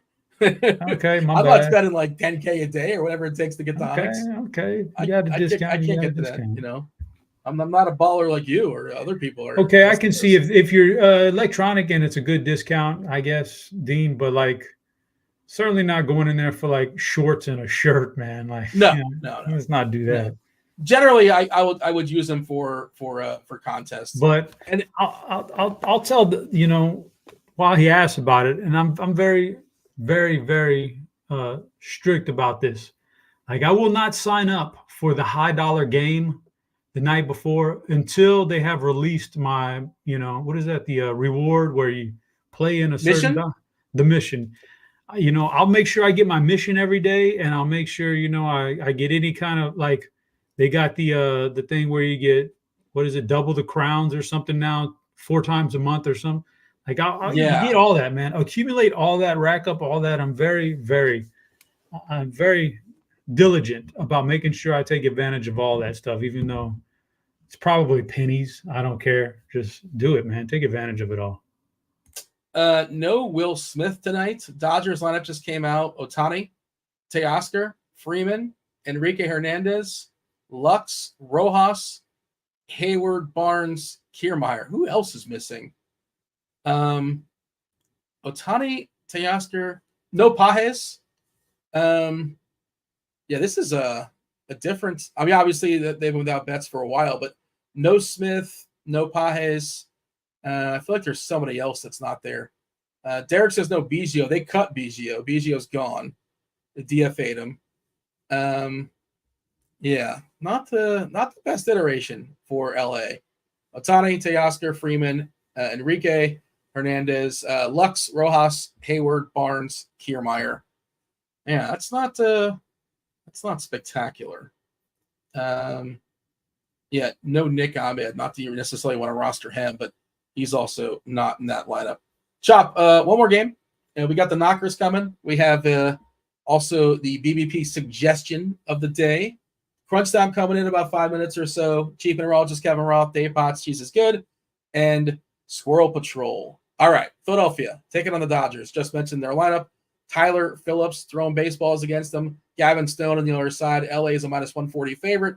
9 total. Where do you have the Phillies and the Dodgers? Oof. So let's put the Phillies up into the mole category, because yeah, I don't mind. I think the left-handed batters are going to find some success tonight. So let's get those guys, and they're starting to find their rhythm again on offense. Getting a little bit healthier now from that midseason sluggishness. Let's get them up there.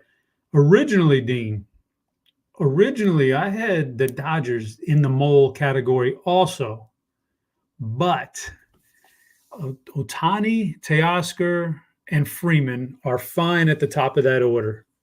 After that, I don't think I want the rest of those. So they're cheap.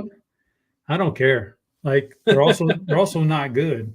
All right, let me just real quick. The Dodgers are the rest of those guys. Oh man, hold on 1 second. Yeah, it's Lux, Rojas, Hayward, Barnes, Kiermaier. That's what you're looking for. No. I'm just kind of pulling up their WRC plus. They're all well below league average hitter, well below. Like that, there's a reason why they're cheap. And it's not like the matchup doesn't have potential to be a pretty decent pitcher or a league average pitcher at least. He's shown flashes before. I'm not into the Dodgers, man, with that lineup. But we are talking about stacks, and I could, technically speaking, that 3-man stack at the top is a stack. So I'm put them in Hell's Kitchen instead of dropping them any lower. But originally, if this lineup was at full strength here, they'd be higher to me. But I'm going to make a call on the fly, and I'm going to drop them down a tier from what I had on pre-show. We got Baltimore all the way at the top, all by themselves in Survivor. The Moles got the Mets and the Phillies. Hell's Kitchen has we got Toronto, Kansas City, Colorado, and the Dodgers. Real Housewives, Atlanta, Tampa, Boston, Seattle, bottom tier. Hanging out with MILF Manor is Milwaukee, St. Louis, Detroit. Chop, give us those knockers. Give us the BBP suggestion of the day. Okay, so let's start off with the BVP suggestion of the day, Dean. Can you believe it? It was a small slate, some weird pitching, and some good pitching. So all these things contribute to there was no tier 1 suggestions of the day BVP-wise. And I do not give out tier 2s necessarily, tier 2s or below. So no tier 1, no tier 1 BVP today. But, Dean, that's going to lead me into the knockers. We're going to Baltimore. The knockers are going to be Ryan Mountcastle and the newbie, Eloy Jimenez. So Mountcastle was a tier 2 suggestion of the day, BVP. Cannot recommend it for BVP, but I can put him in the knockers, and I can pair him with Eloy, who seems to have found like a little spark now since being traded from a terrible team. Like he's kind of doing okay. So, and I like the matchup. I mean, I just bet some Baltimore props also while we were doing the show. Bowden Francis over 2.5 earned runs. I don't think if he lasts long, I think. Is this a prize picks or pick six? That's DK. That's a little DK pick 6 for you. But so let's go 6-7. Mountcastle Jimenez. Mountcastle was a tier 2 BVP guy. Can't give him out as the suggestion of the day, but I can certainly put him in the knockers.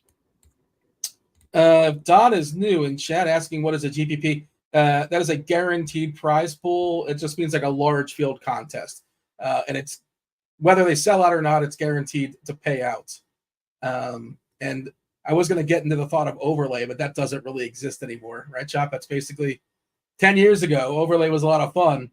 And now, I don't think you see it very often. We might see some overlay in the best ball drafters contest if you're into such things. I think we might get that. 250 is it 2.5? I'm not sure what it is exactly. $15 to jump in. I know you're not in those best ball streets, Chop, but I think that's but I'll say this, Dean. Last year I would have won. I would have won drafters if Tank Dell didn't get hurt. I would have won the drafters best ball. Oh man, I had an elite team. Then they all started dropping. They all started dropping like flies, man. All the injuries. I like their format that like it's cumulative. It's not a playoff scenario. I think that rewards the better teams. Variance is greater when we're talking about like week 15, week 16, week 17, and the best ball heads. They're obsessed with who's playing week 17 because they're convinced they know who's good. We don't know who's good week 1, but that's a story. It's a conversation for another day.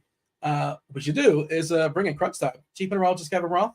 We got Dave Potts. We got Squirrel Patrol. It is crunch time.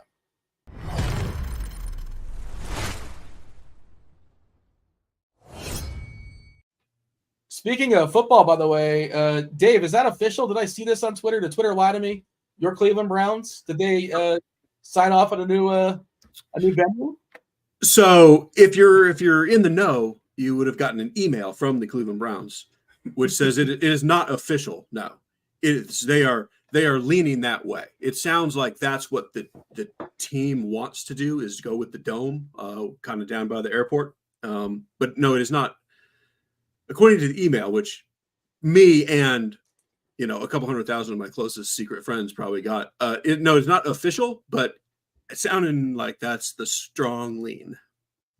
Do we want a dome? Hasn't like the home field like been kind of an advantage, like the cold and I just don't want the dome. Like, I get it. Roth doesn't.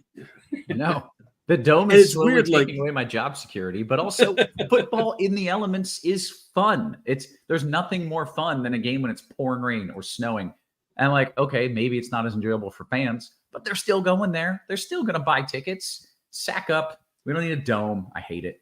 There's just such a thing that about going to a game in like Cleveland or, put Buffalo or Pittsburgh, any of these cities up there in December or better yet, January, and it's 20 degrees and you're kind of miserable, and yet it's kind of the greatest 5 hours of your entire life. Like, I seriously, I get it. If I was in charge business wise, I would probably say dome, but no, I don't want a dome. I want a stadium outdoors Buffalo? on the lake. Didn't Buffalo have talks about getting a dome? I'm not sure if they finalized anything. I might have missed that. I'm not on their special secret email list, but I heard that. They're taking your job away, Roth, if everybody goes dome. But speaking of your job, Roth, you always do a spectacular job, but you did an especially spectacular job last night. Not even on the slate. You were telling us, listen, there is some shenanigans going on in Pittsburgh. Pittsburgh was facing Dylan Cease. The home team kind of controls if they should delay the game or not, and some gamesmanship. If you want to, put on your tinfoil hat, or it's just kind of smart. Like, let's start the game. Let's force them to throw out Dylan Cease, their best pitcher, and we know it's going to rain like in a half hour. And it did, and there was a long enough delay where Cease did not come back. So you sounded the horn. I only got under like on his strikeouts. Unfortunately, my site pulled too much stuff, but I saw people were pretty excited about it last night. And I don't know, did you get some positive tweets, Roth? And every once in a while, people get mad at you. Yeah, it was good. I love when you fight back. Thank you. I love when you fight back. It's spectacular. Yeah, like Serotonin Cowboy says, I turned $20 into 300 on unders in that. So yeah, I'm glad when those things work out. It's awesome.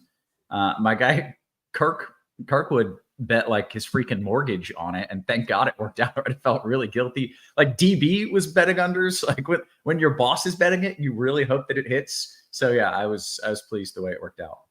It could have not worked out because there was a chance. I don't know if you saw. You probably saw this. I did. They announced like a different, like, okay, we're going to start the game like in an hour. It's like, oh no, Cease is going to come back out there. And they were out there on the field. And then the umpire said, you know what? Let's have a little bit of caution. I don't know, Roth. I don't know if you know a guy in the umpiring staff or whatever. You put a call in, but they were out there on the field. They were going to start and like, you know what? Let's delay this a little bit longer, just long enough so Cease can't come back. And that was spectacular. Yeah, it was glorious. They had some sort of flooding issue, drainage issue, I think on the warning track. And I'm pretty sure that they like clogged the drain because they knew. They're like, we gotta delay it longer. So I think they delayed it ahead of time to make sure that that they would pull them. But yeah, happy that it worked out. Glad it worked out for a lot of people in the chat as well. Thanks for that, Roth. Anything else, Chop, before we step aside and get out of here and make way for crunch time? Nah, we're good. All righty, y'all. Hit the like button, subscribe, turn on notifications. They did a great job hitting the like button. I think it's like 150 or 160 now. Let's see if they can pump it up even more. You got two of the absolute best in the business, Squirrel Patrol, Dave Potts, and of course, the absolute best meteorologist, not weatherman. I would never dare say weatherman. Chief meteorologist Kevin Roth. Roth, take it away. Good stuff as always. Welcome to it, ladies and gents. You know the drill. It's crunch time. Second one of the day, by the way. Coming to you here with some of the sharpest minds in the biz. We got my guy Squirrel Patrol in the house. What up? Not much. Good little slate here. 7 games, starting 7-7. Got a game in Coors Field. Got some good pitchers on the mound. Be fun. Very good. Not a lot of weather concerns. More on that in just a bit. We also have Dave Potts. Cheese is good. What up, Cheese? Good to see you again. Welcome back to us, and bonjour to the squirrel. Yeah. Bonjour to you. Yes. Sorry, there was just some motorcyclist, some dude with a car that's just so loud. I don't know if it was a car. Why do you do that?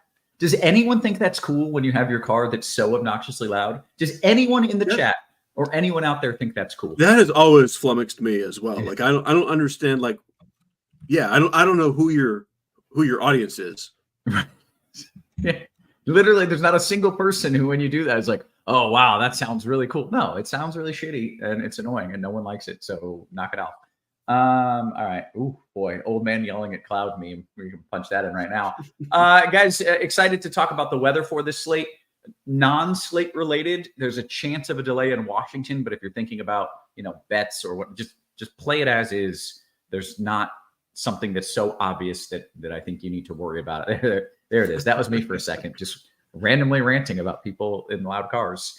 And then second, the most likely area to see a delay in this slate is going to be in Denver and Colorado, but just play it. I assume we want bats more than pitchers. Cheese. Yeah, I don't think anyone's going to care if the pitcher gets delayed. Yeah, I mean, is there some low probability, some horrible outcome that could potentially maybe happen? I guess, but it's low enough that I'm keeping it just as yellow for a chance of delay. Just play the bats. Don't even worry about it. I'll worry about it if we get a delay, but even that's not all that likely. So I think we're good, essentially. I think we're good everywhere, and that's that. That's all I've got. So let's dive into the slate itself. Cheese, what do you like? So, yeah, it's a crazy, interesting slate. For a small slate, we have got aces. Like, depending on your definition of ace and, and what you think of Eric Fetty, like there's at least 5 aces. I would say 6 aces plus a Fetty. And you're hearing a lot of people say this. And if anyone's going to say anything different, it would be Squirrel. So I'm curious to say, but I don't have a single pitcher anywhere below Eric Fetty, and I barely have any Eric Fetty. There's with 6 superstar, like high ceiling pitchers, the chances of winning with the the random cheap like 8 points from a cheap pitcher is very low because you're going to get big games tonight.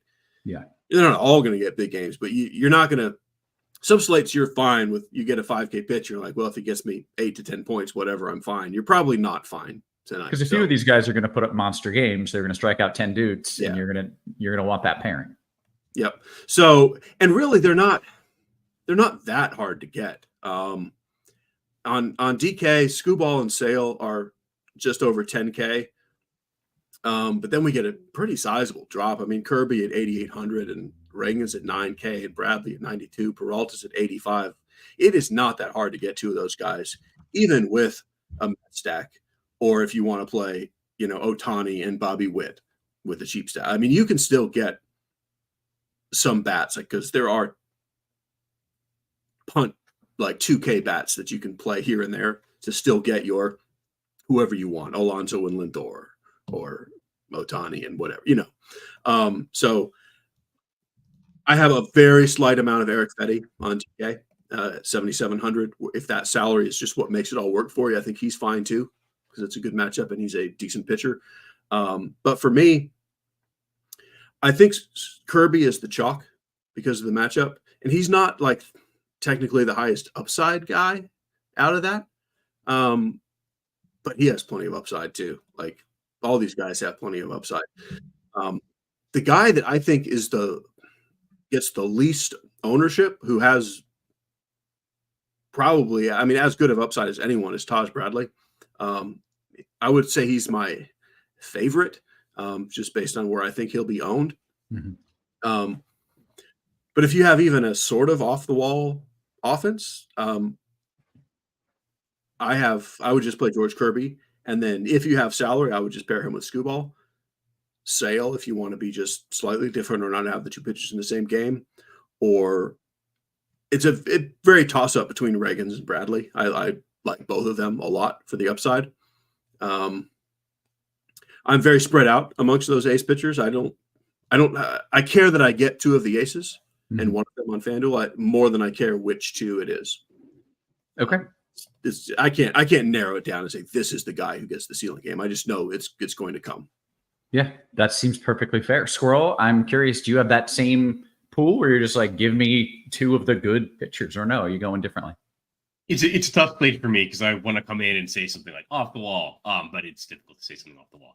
I will say that Eric Fetty is just about the lowest I'm going at pitcher. I think you could maybe argue for if you're doing 150 lineups, like a single-digit percent of like Gavin Stone or maybe even Trevor Rogers.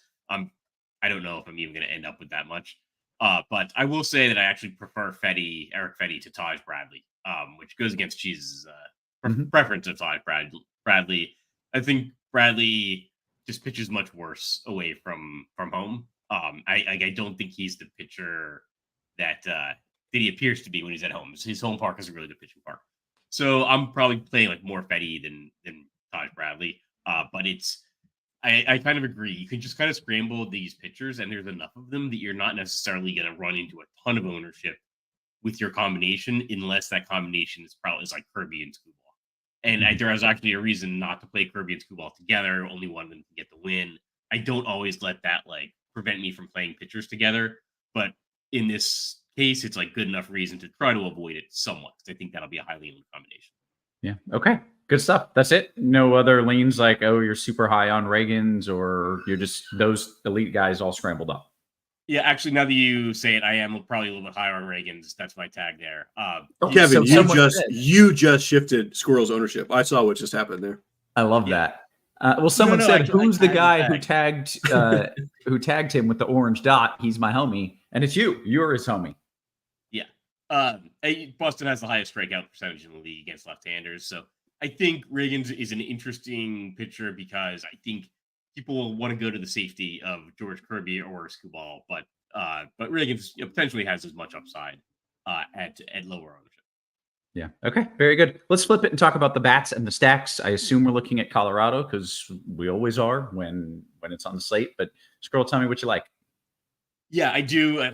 It's tough to get away from Colorado. If you look, we had this situation last night on a little bit of a bigger slate, and they weren't like they weren't tremendously owned. They weren't owned at a rate where it's, oh my god, you can't play the Mets.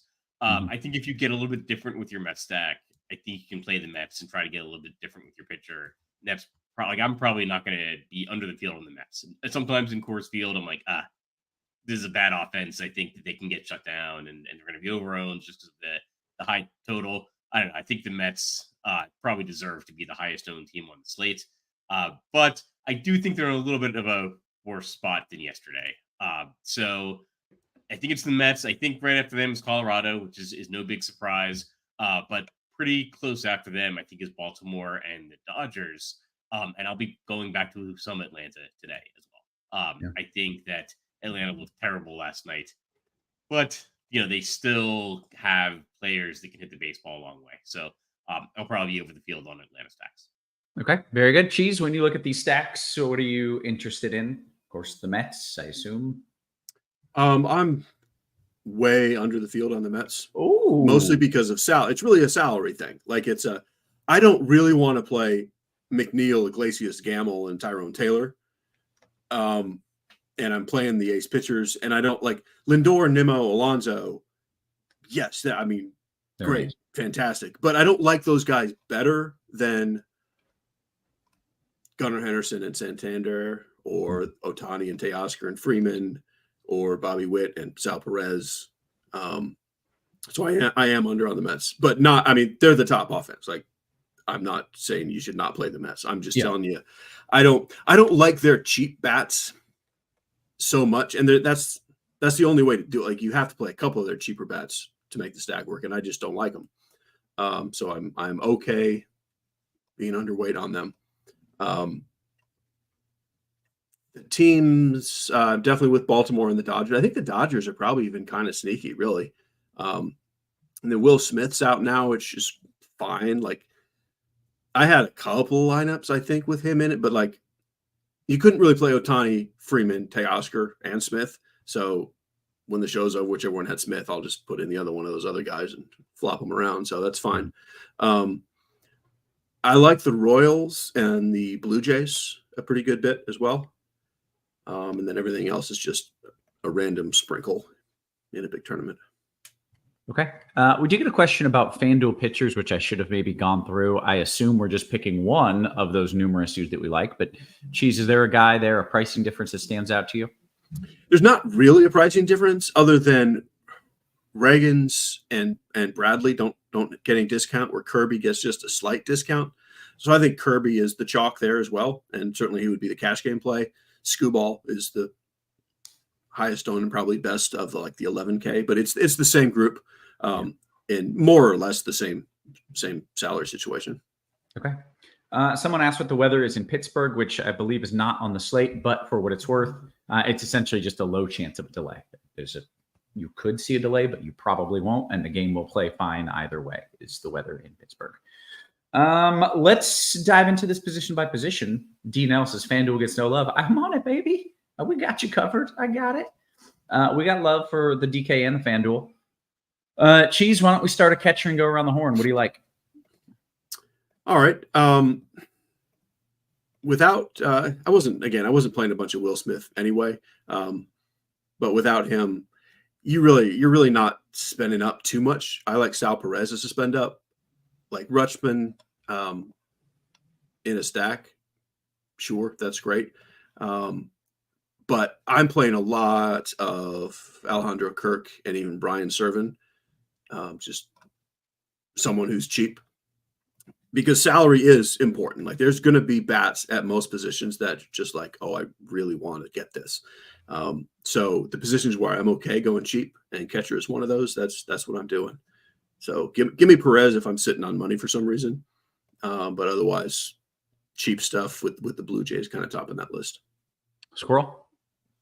Yeah, it's a position that doesn't always differentiate itself, and today it really doesn't differentiate itself. I would say play somebody cheap or play somebody in your stack. I think if there's a guy that I like maybe better than the field, it's Gary Sanchez. He's hitting third against the left-hander. The problem is the left-hander is Chris Sale, but I don't know. I mean, he's cheap, so you really don't need him. Like, if he gets a home run, that pays off his price tag, and that's That's some savings at the catcher position. There's really not. I agree. I think the top option is Salvador Perez. That's the only guy I'd really like go out of my way to get. I don't know. You can play like Francisco Alvarez, but he's a little pricey at 4,400, or even he's up about one position in the batting order, but still, he got the Coors Field pricing. Yeah. Okay. Very good. Don Playback on that bullish in chat says, can I ask what 2 pitchers in single entry tournaments? It's essentially any of the top 5 guys that you listed in any combination, right? That's kind of for single entry. Pick one. There is no best answer out of that group. Yeah. I would say, sorry, is this for FanDuel or DraftKings? I think this was DK because he asked about 2 pitchers. I would maybe try to avoid a Skubal Kirby combination. I think they'll be the 2 highest owned, and they'll be owned in combination. I would be confident that Kirby is definitely the chalk if you want to just say skip the chalk. Sure. Yeah. And then I think we're talking pitcher here, but I might be wrong. And then we'll move on to first. Joey Zaza says 6 lineups on FanDuel, 100% Rogers. Am I stupid? Did he mean Reagans, or is Rogers a person? He means Trevor Rogers, who is a person. Okay. All right. Is he stupid? Am I stupid? Yes. Is he stupid? I'm going to let Squirrel answer that, honestly, please. Yeah, that's one of the guys I said I would maybe be comfortable with the single-digit percentage if I'm playing 150. I mean, I don't know. If it's a very risky thing. It doesn't mean it. Answer the question. Answer the question. Squirrel. Is it stupid? Is it stupid to do? I think it's not a question of intelligence. It's a question of risk tolerance, and you have to have a very high risk tolerance. It's a very kind way of saying we kind of think it's stupid. I would probably maybe not go that route. But hey, you do you. If it works out, you're going to look brilliant. All right, now on to first base. Squirrel, what do we like there? So I think Shohei Ohtani is the best first baseman on DraftKings, at least, where he's first base eligible. I think it's by a wide margin. I think if I'm not playing Ohtani, I would want to get... I think after him, the projections are going to say like Pete Alonso or Freddie Freeman or Bryce Harper. I might go to like Michael Toglia and hope that he hits one out. He's a lot cheaper than Ohtani, and also Alonso and Freeman and Harper. Or if you're trying to save money, Bly Madras is actually hitting cleanup. He's only 2,200. I don't mind that at all. Again, that's a price tag where if he just maybe gets a couple of doubles, you're spending up elsewhere in your lineup. Yeah, very nice. Okay, Cheese, some big bats at the top here. What do you like at first? Yeah, I love like kind of all over this slate. We're getting superstar bats at like 0 ownership, like Freeman and Harper. Like, no, they're not really great plays in the context of this slate, but like that's what I want at 4 or 5% ownership. So as just kind of the random one-off, I am playing them instead of Alonso. I also like Michael Toglia, like Squirrel mentioned. I like Ryan Mountcastle and Vinny P a good bit as well. And I like Vlad. I mean, there's a lot of good first basemen, and it's enough. Again, that goes back to the I'm happy being underweight on the Mets. Like Alonso can hit a home run and not be anywhere near the top of the board. Yeah. Okay. Very good. Second base, Cheese. What do we like there? So here's where we start saving the salary. I do think Brandon Lau is quite viable and interesting if you have a little bit of salary. And he's even on FanDuel, he doesn't even take salary. And then the cheap stuff, Michael Massey is cheap on FanDuel and sort of not cheap, but cheap-ish on DK. I'm also fine with Brendan Rodgers. But mostly I'm playing Jackson Holiday or a cheap Blue Jay at every position, which here is Davis Schneider for the most part. And that's the bulk of my pool. Okay. Squirrel, your thoughts a second. Yeah, actually, I like Jeff McNeil. I think he's going to be highly owned, but he's only 3,700. He's hitting 5th for the Mets in Coors Field, so it is a good spot. I don't know that everybody's going to necessarily account for him moving up a little bit in the lineup. At least I'll tell myself that. I think going away from Jeff McNeil, maybe Christopher Morel is not going to see as much ownership as he should. For Tampa Bay, I think if you're really trying to save money, I agree. I think like Davis Schneider, maybe Romy Gonzalez for Boston if you're really trying to save some money. Okay. How about third base? Third base, I think Austin Riley is actually the top bat. I don't mind the Braves as much as probably some people will, just because they got like just absolutely shut down last night. But yeah, like Austin Riley, like Ryan McMahon, still like Christopher Morel at third base. But the real value is going to be Kobe Mayo or Enrique Hernandez, Kiki Hernandez, maybe even Ernie Clement for Toronto. There's definitely some value bats you can play that are decent bats. Yeah. Okay. Cheese, your thoughts at third? I have it's like bizarrely uncomfortable amount of Ernie Clement and or Kobe Mayo. Like, again, I'm playing two expensive pitchers, and there's all these spend up to be different first basemen and outfielders. So I'm just going with these random cheap guys in the infield and hoping they get me something. I do like Ryan McMahon, and I'm fine with a little like Riley or Alec Boehm to spend up to be different. But most of my lineups have Clement or Mayo on DK. And then I like Vlad here on FanDuel where he's third base eligible. Okay. It takes us to shortstop, Cheese. You guessed it, Kevin. After we had our one slate of the year without good shortstops, this morning we're done with that. Nice. We got Lindor and Coors, we got Bobby Witt, we got Gunnar Henderson. And then even beyond that, Trey Turner, Tovar, and even cheap stuff if you want it, like with the Blue Jays again. To me, like Lindor would be the cash game play. I like Witt slightly over Henderson, but I love both of them. Just because Lindor probably takes more of the ownership. And like all three of those guys are just fantastic, all in pretty good spots.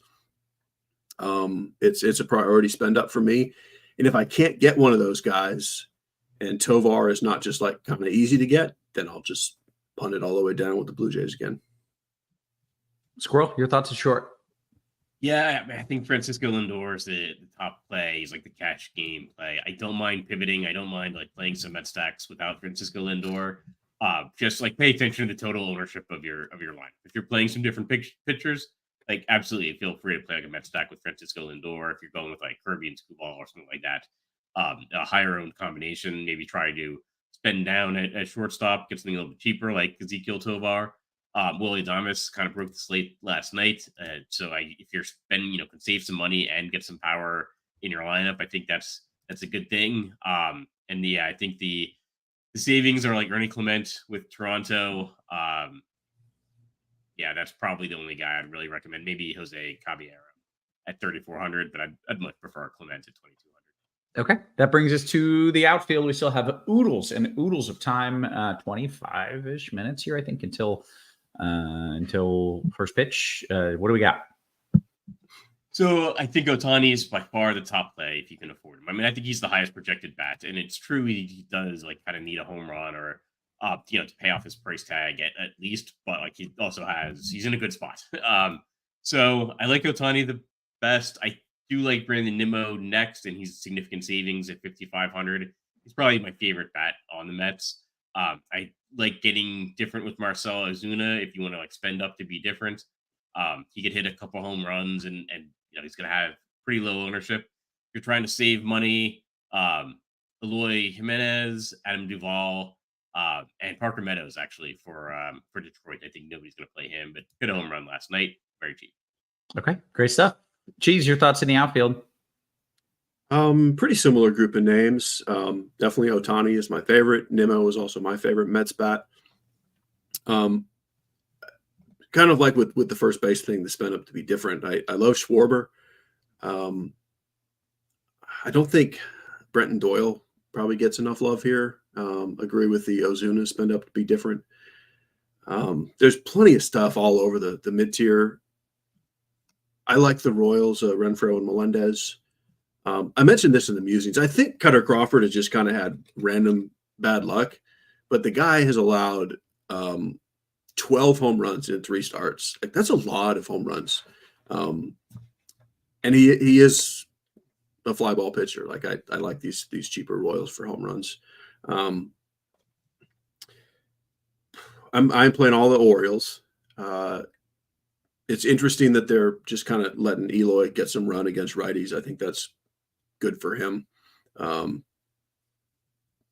Santander, Cowser. I like all those guys. I think that's all I need to say. Well, no, it's not all I need to say. I need to say I have no idea what the Mets pinch hit situation is going to be. It's kind of a new thing with Ben Gamble being in there.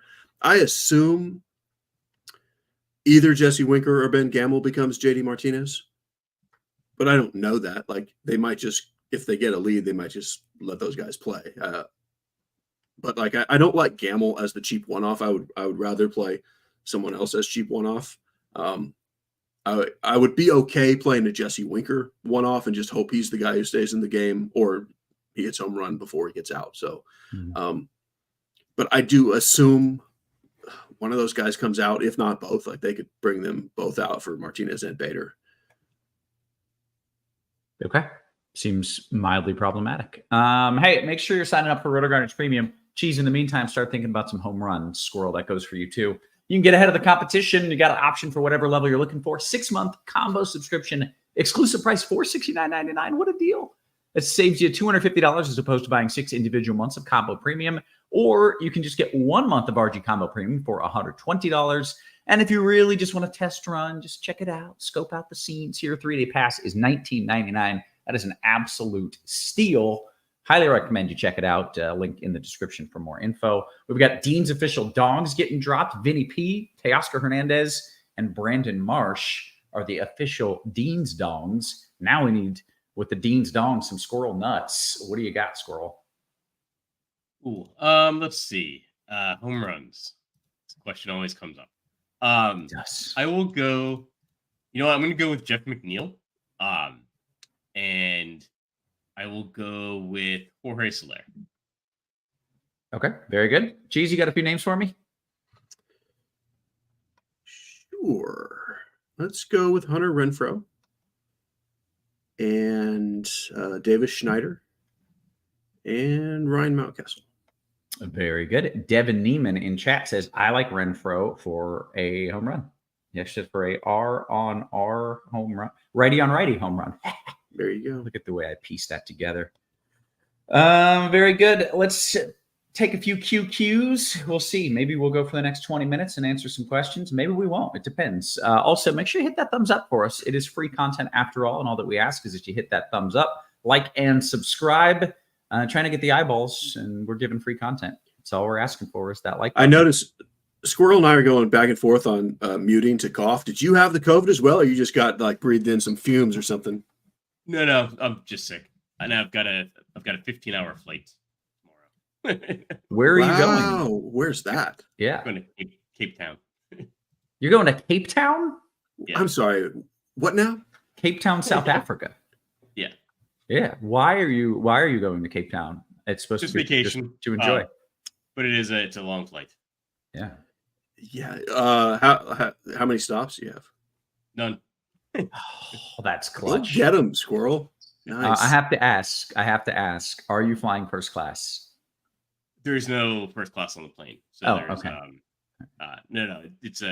But I am flying like the business class. Oh, I feel like that is, I feel like the answer to that is yes. That's the way to do it. I mean, honestly, if I could just be in a plane for 15 hours by myself, I would enjoy that more than my daily life. And that's just the plane ride. Like, I think that sounds great. And that's what happens when you have 2 small children.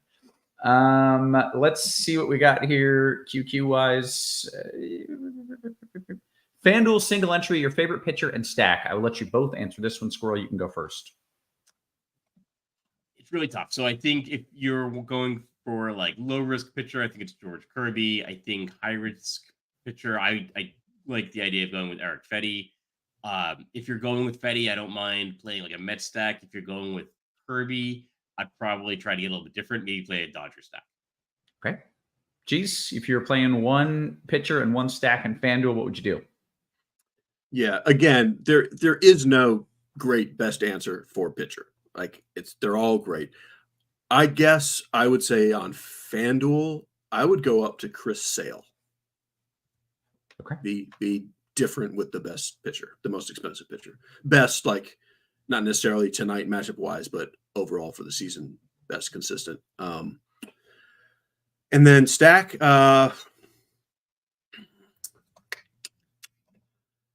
gonna go Dodgers too. Okay. Just scroll a couple quick notes here on you taking the Learjet to Cape Town. First off, just so you know, the bad guys from Lethal Weapon 2 were from Cape Town, so be careful. And then the other important note is that apparently there are lots of sharks in Cape Town. That makes sense. That's the first thing I was going to say. I figured, like, don't even go near the water. Some of them are land sharks now. Yeah. Yeah. We hope to see you again, honestly. Yeah. Would you, if they were to put you in the big shark cage, would you dive with great white sharks if you were in the shark cage? No. You have a good life. You have too much to lose. It's the only answer. I'm more of a like sit in the resorts. Yeah. Go to the hotel bar. That's more my speed as well. I approve of that. What else do we have here? FanDuel single entry, Cheese, Vladdy, Rutschman, or Teoscar? I like them all. I would go Vladdy. Okay. Eric says, is that the place where the sharks were on coke? No, that was off South America, not South Africa. But that was a real thing that happened, in case you didn't see it. A bunch of sharks off the coast of Chile, maybe, were all tested, and they were all high on coke because of all the drug smuggling going on, and people like having to just. Did they like do something to make them be like, we got to test these guys? See, I don't know. I was curious about that myself. Like how and why did we decide we were going to test the sharks for blow? I don't know, but I'm kind of. They just had the crazy eyes. Like, test that shark. that one right there. He's been up all night. I don't trust him. Yeah, that's a real thing. Sharks on the booger sugar. What else do we have here? Here we go. Squirrel, FanDuel single entry from D. Screwball or Sale. Who do you prefer? Screwball. For Squirrel, high money DK single entry, chalk pitchers, and Toronto, Colorado stack, viable and different enough. Also, your thoughts on Lido Pizza. I like how they never cut corners. Is this a pizza place or is this a person? Oh, it's a pizza place. Okay. I thought everybody knew about Lido's. I forget the fantasy sports question though. Yeah. All right. So thumbs up on Lido Pizza. Yeah. What does he mean when he says, I like how they never cut corners? Square pizza. Okay. Okay. I get it. So is this viable as far as good enough and not too chalky? Chalk pitchers with Toronto, Colorado stack. Yeah, I think that's fine. Yeah. Okay. Great. Cheese, bringing you back in the mix with a question from Tom. DK Cash, 3,000 or below in the outfield. I've got Schneider. All right. Schneider was my first answer, but along with him,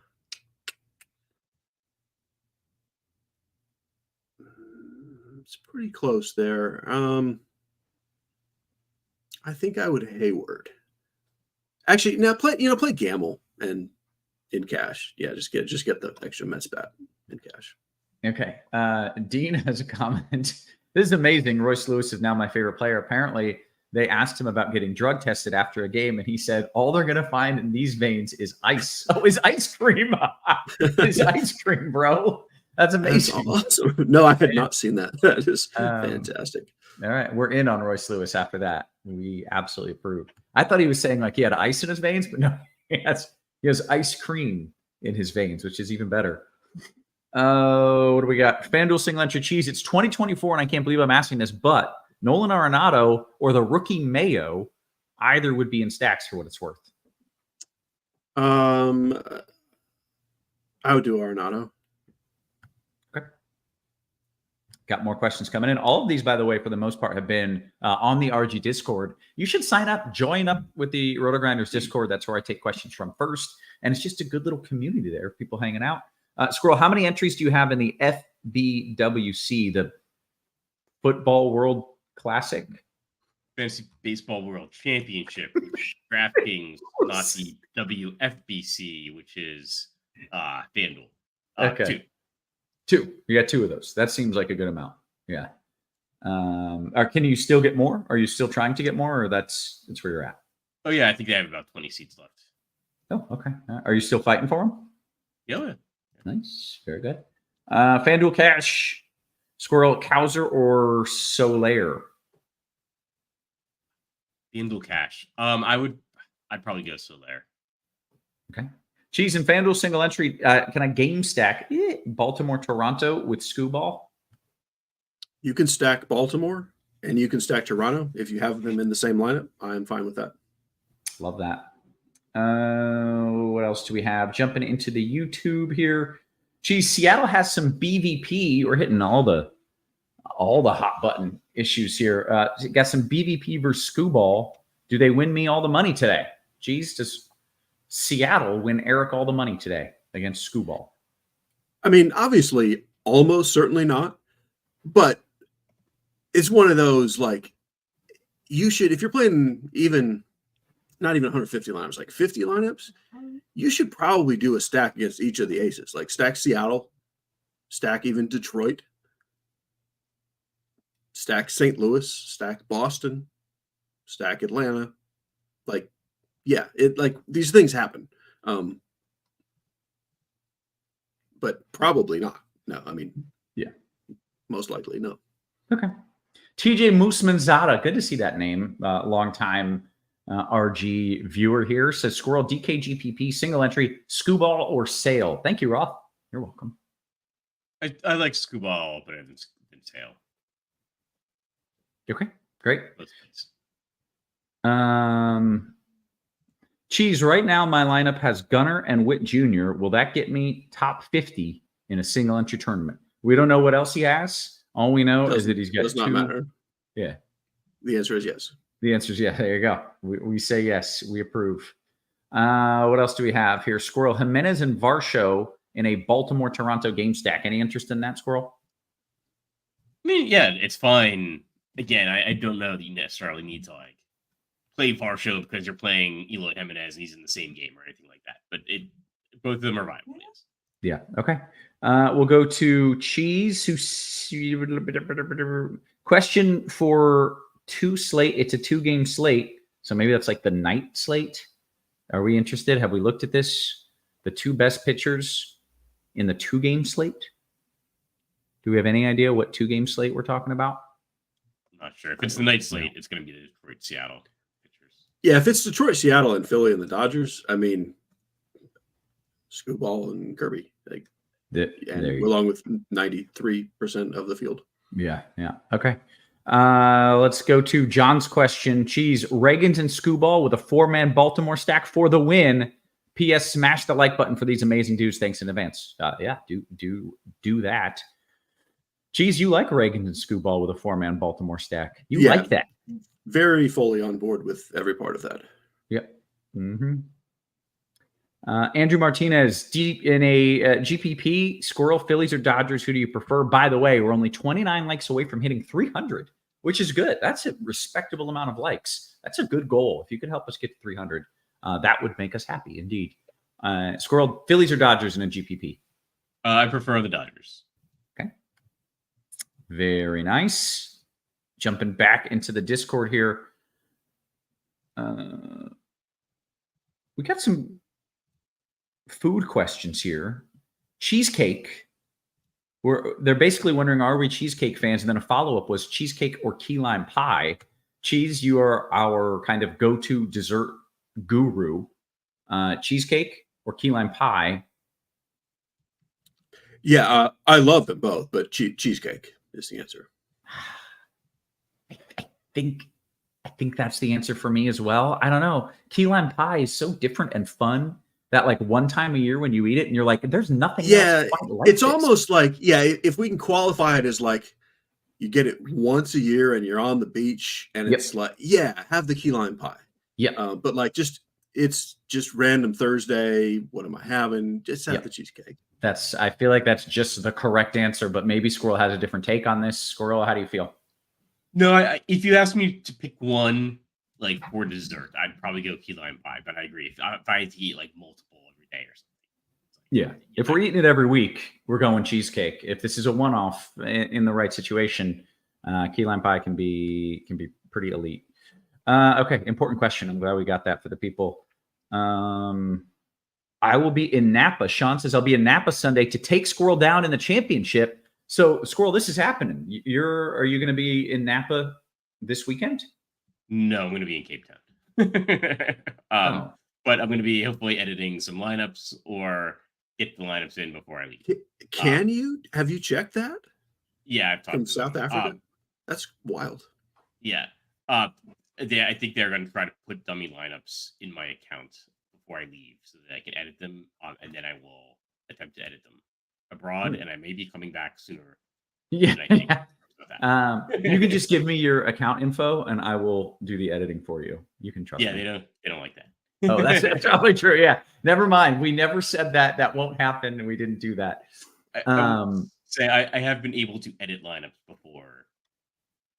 From like you can edit stuff, right? You just can't enter contests. Gotcha. Okay, so they've actually had live finals in restricted locations before. Yeah. Here's my question about the live finals. They are paying for your flight and for these events. You're not participating in that. You are not going to Napa for the live final. Are they reimbursing you that, or are you just being like, well, I'm just going to eat that money and go on vacation elsewhere? The sites do it differently depending on on FanDuel and DraftKings. DraftKings or FanDuel, you basically have to use the first seat, or at least you get nothing back for not using the first seat. So I am sending a friend to Napa. That's what I was going to ask. I was going to ask if I could be the friend, but yeah, that's great. But then you get reimbursed then for every seat after that, which I actually got. Cool. All right, that's interesting. And then you said DraftKings does it differently. What does DraftKings do? You basically don't get anything back, but I don't think they put the cost of the trip into the entry fee for the contests. Yes. Yeah. Okay, what else do we have here? I have a very uncomfortable amount of Clement, but I like the lineup. Is there a pivot? DK, large field, GPP. Cheese, I have a very uncomfortable amount of Clement, but I like the lineups. I mean, there is a pivot, but go back to me saying when we got there at third, I said, and I quote, I have a weirdly uncomfortable amount of Clement. Like I have a ton of him and I'm happy with it. But sure, if you have him at third, did he say a site? I assume it's DraftKings. You can pivot to Kobe Mayo at third. Yes. Shortstop, you can pivot to Leo Jimenez on the same team. So yes, there are pivots, but I love Clement. Okay, very good. Let's see what we got here. I have we got that one. Must play bombs. We kind of gave some home run calls already. I don't know. Do we even remember the home run calls that we gave, or was that was 20 minutes ago and we don't?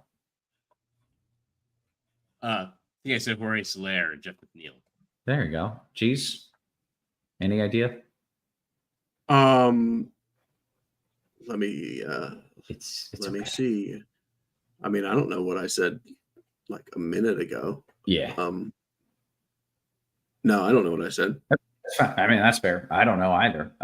J Sam says, Cheese, Donovan or Gorman to complete a card stack, FanDuel single entry, and does one have a higher pinch hit risk than the other? Cheese, Donovan or Gorman completing a card stack in FanDuel single entry? I wouldn't worry about pinch hit risk. I mean, it's conceivable for either, but both of them start sometimes against lefties. I would Gorman. It's very close. Okay.